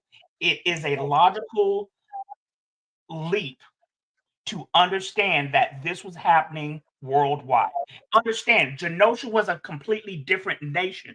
They came over there and mass murdered the people in Genosha. If this had happened immediately after Genosha, I would agree with you because the attack was over, it was done with, right? But that's not what he did, even though he was captured, right? His people were under immediate threat. He stopped that threat. This wasn't frustration. This was self-preservation. This was self-defense. Again, it's a leap because you don't know what's going on in the rest of the world. And he affected the entire world. He did. He killed people across the world. He absolutely did. Magneto was right. All right. Man, the older I get, the more I understand Magneto and Thanos' positions on things. Sometimes you got to break some eggs to you got to crack some eggs to make scrambled eggs. Whatever that phrase is. I hope that last episode is plenty violent. I'm wondering, will anyone curse? I hope it's set up for an even more intense season 2. Come back, Bishop. Bring on Eden Face. Oh, man. Eden. Yeah, they got to bring in Edie. Frenzy, Sync. Those are you just said all the X-Men I want to see. Particularly Sync. I need my boy Bishop back, too. He's my favorite Fatal X-Men. Attractions was the storyline in the X titles where... I brought up this... I think I DM'd you it. Hold on, bring that up.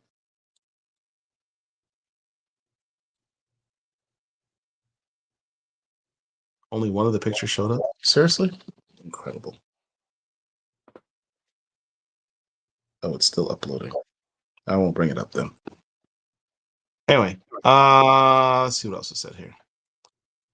3,000. What does that mean? I'm assuming he's agreeing 3,000. Oh. What exactly? I don't know. They do seem rushed, which is why I think it appeals more to those who are already fans of comics. What also appeals to the fans of comics is so many Easter eggs from the comics, man. A lot of Easter eggs. Even those simple thing, the scene where Cyclops gives the uniform, the blue and yellow uniform, the Cable, and that's the uniform Cable uses in the comics. I mean, so many Easter eggs, man. And It's then hold on a crazy. second. Not only does he Black do leather. that, but Cable is like, "What am I wearing? This yellow and blue or something?" He says, and then Cyclops' retort is, "What did you expect? Black Black leather," leather. which Yeah. is the exact opposite of what Cyclops said in the very first X-Men movie. Right. If you like Easter eggs, and because I watch this stuff as a fan, not to critique or analyze or whatever. If you like specifically X-Men 97, I would highly encourage you to go over to the Screen Crush YouTube channel and the Heavy Spoilers YouTube channel. Both of those channels do an excellent job of breaking down this series specifically. Let's see. Afro Ions Comic says, I noticed Sunspot's lighter skin tone during Hickman's Avengers run. He was very dark before that. Yeah. They keep lightening the dude up. They keep Thanos in lightening the him. comic said, what? They keep lightening him up and giving him, a perm, and that was not who the character initially was. Right. Thanos in the comics and in the MCU are two totally different characters. That is correct. Louisiana Kid, Thanos in the comic had a different motivation. His motivation in the comics was to please death, not minimize resource use. That's true. Right. Yep. He was obsessed with death, which having a personification of death in the MCU probably would not have been very appealing to many of mainstream audiences. When he said, I saw a child's eyes vaporized in his own head. Yeah, probably. Because Leach is the one who's standing right next to him. Yep.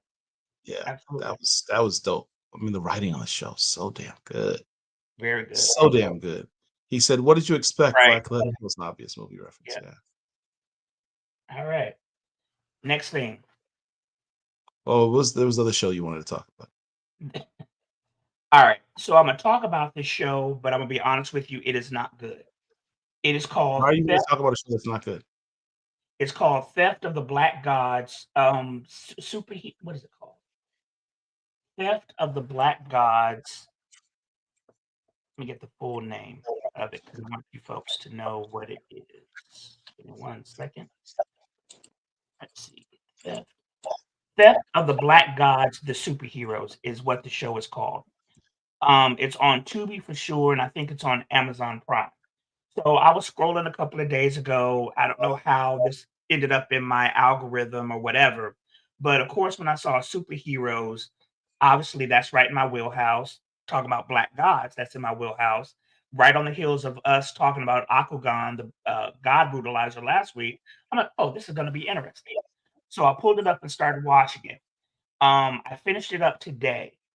And I kept having to push stop and force my way through it. And the reason why is the author, the director, I'm guessing he wrote it, and the main guy who's being interviewed is a hotep. I mean, there is no other way around it.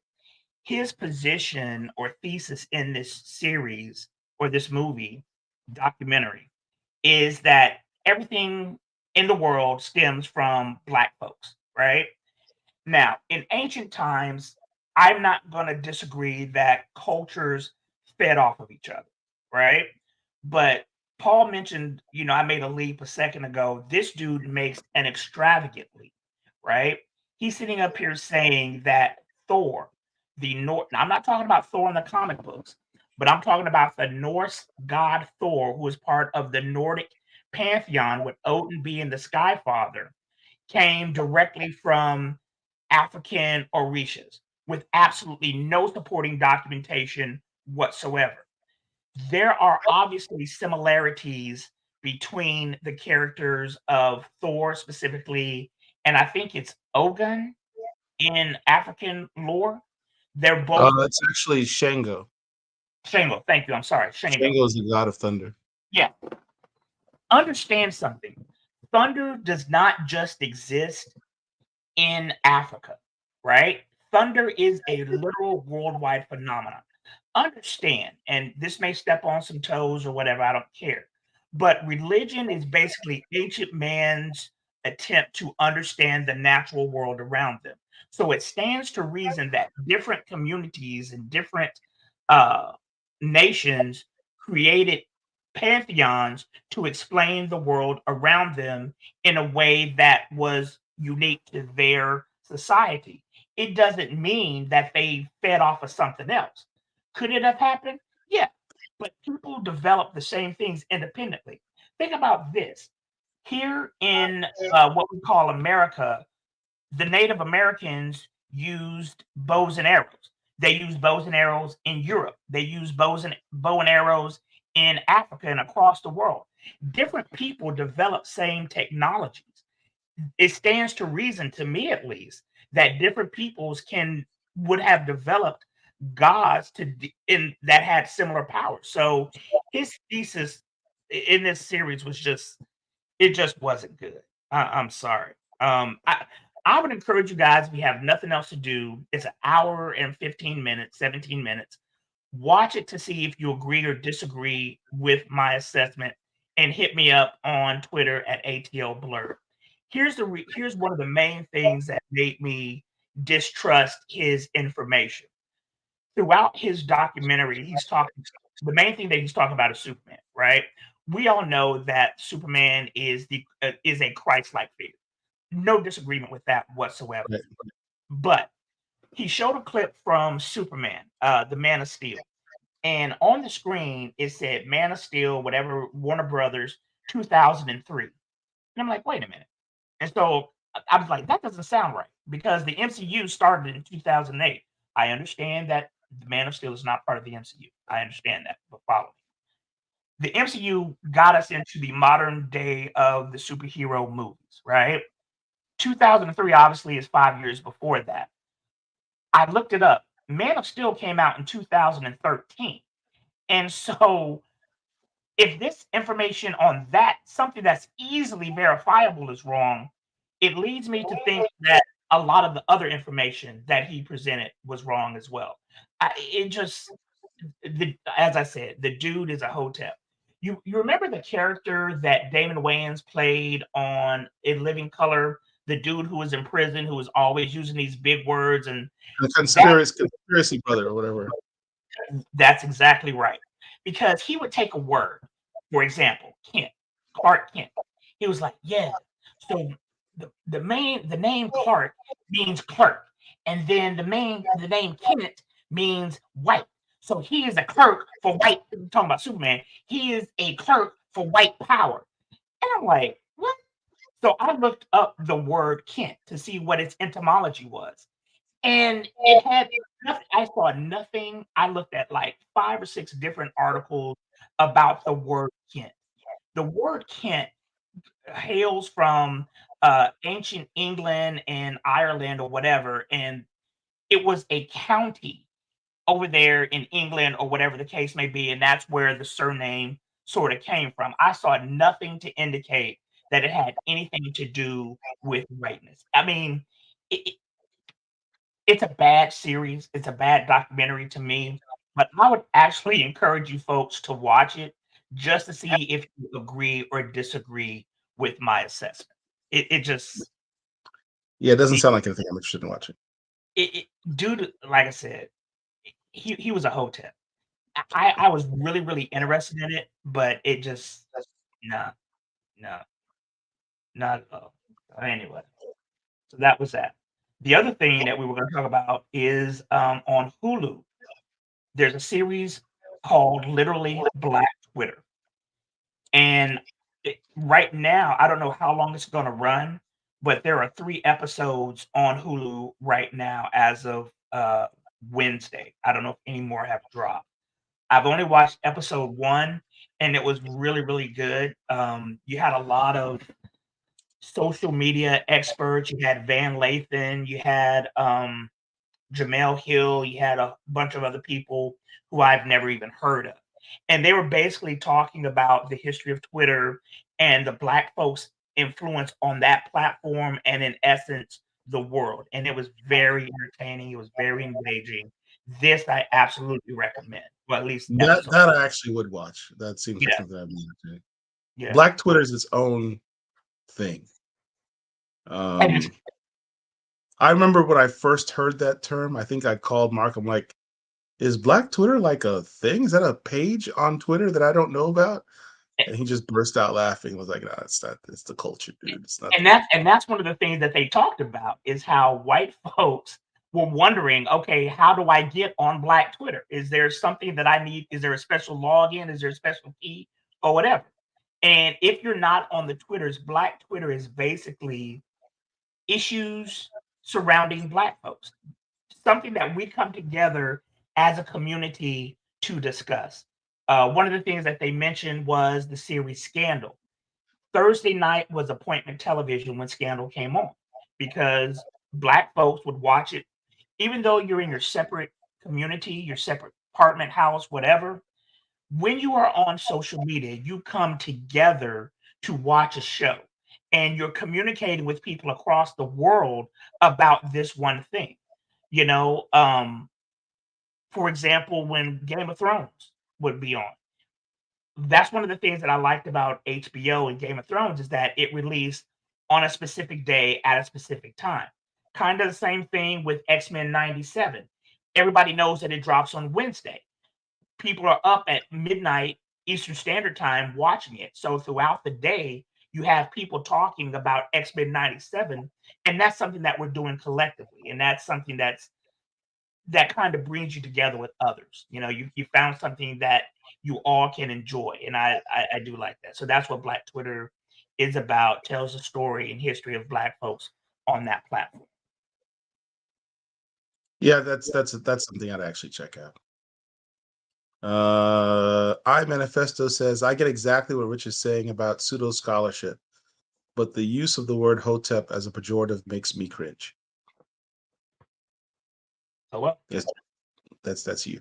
That's directed towards you. I know I said it, and I stand by it. Yep. Louisiana Hype Style says Louisiana Kid. My guess is that Morph Changeling's powers were given a boost for cartoon. That's exactly what happened. So where is he in the comics? Because I don't recall him ever in the comics.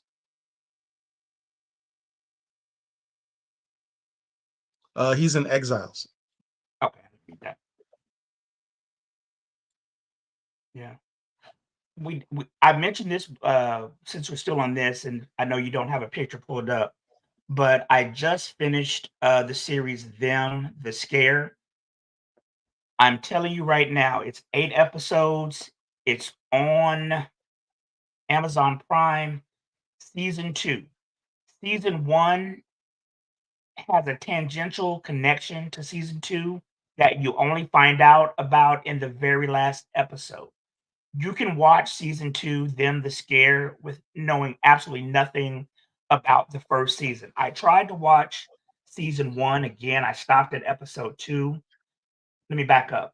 So Them, the series with season 1 is set in late 50s, early 60s America. You have a Black family called the Emerys, which is a father, mother, 2 daughters, and a son. The family has moved to California due to the father getting an engineering job. So they moved to a lily white neighborhood in California so the father can work.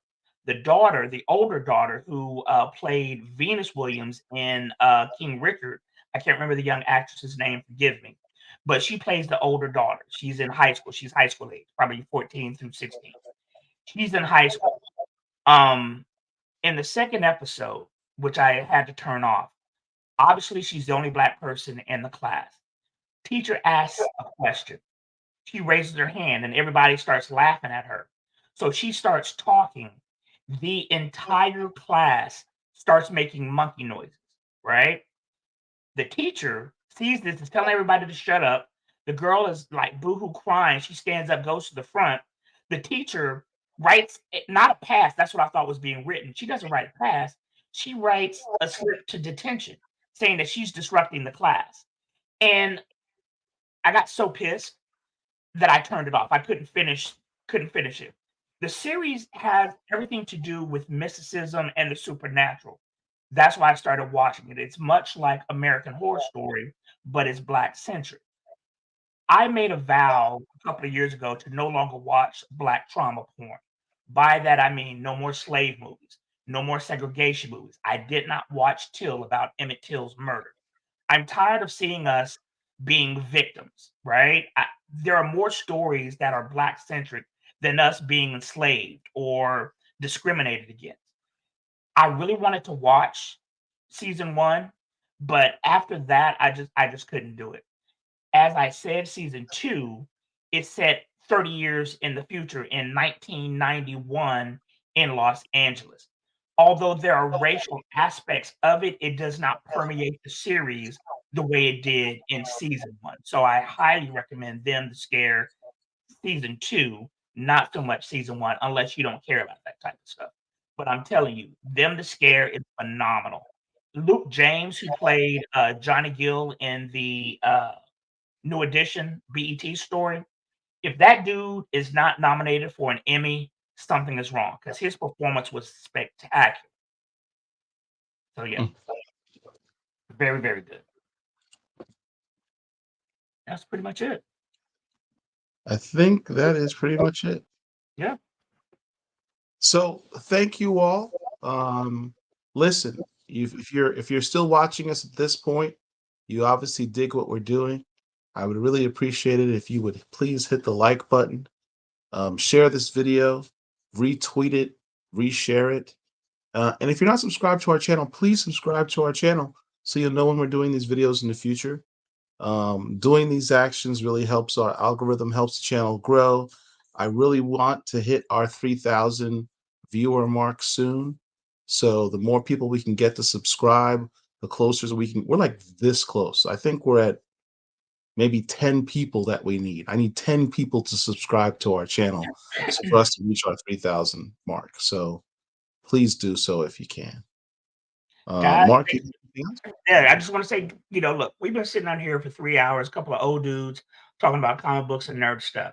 If you're still here with us, thank you. You guys could be at the club, you could be doing anything other than watching us talk about stuff. Yo, really, all jokes aside, appreciate you for joining us, and we will see you next time. Absolutely. All right. So, Black Comic Lords, we Peace. got you.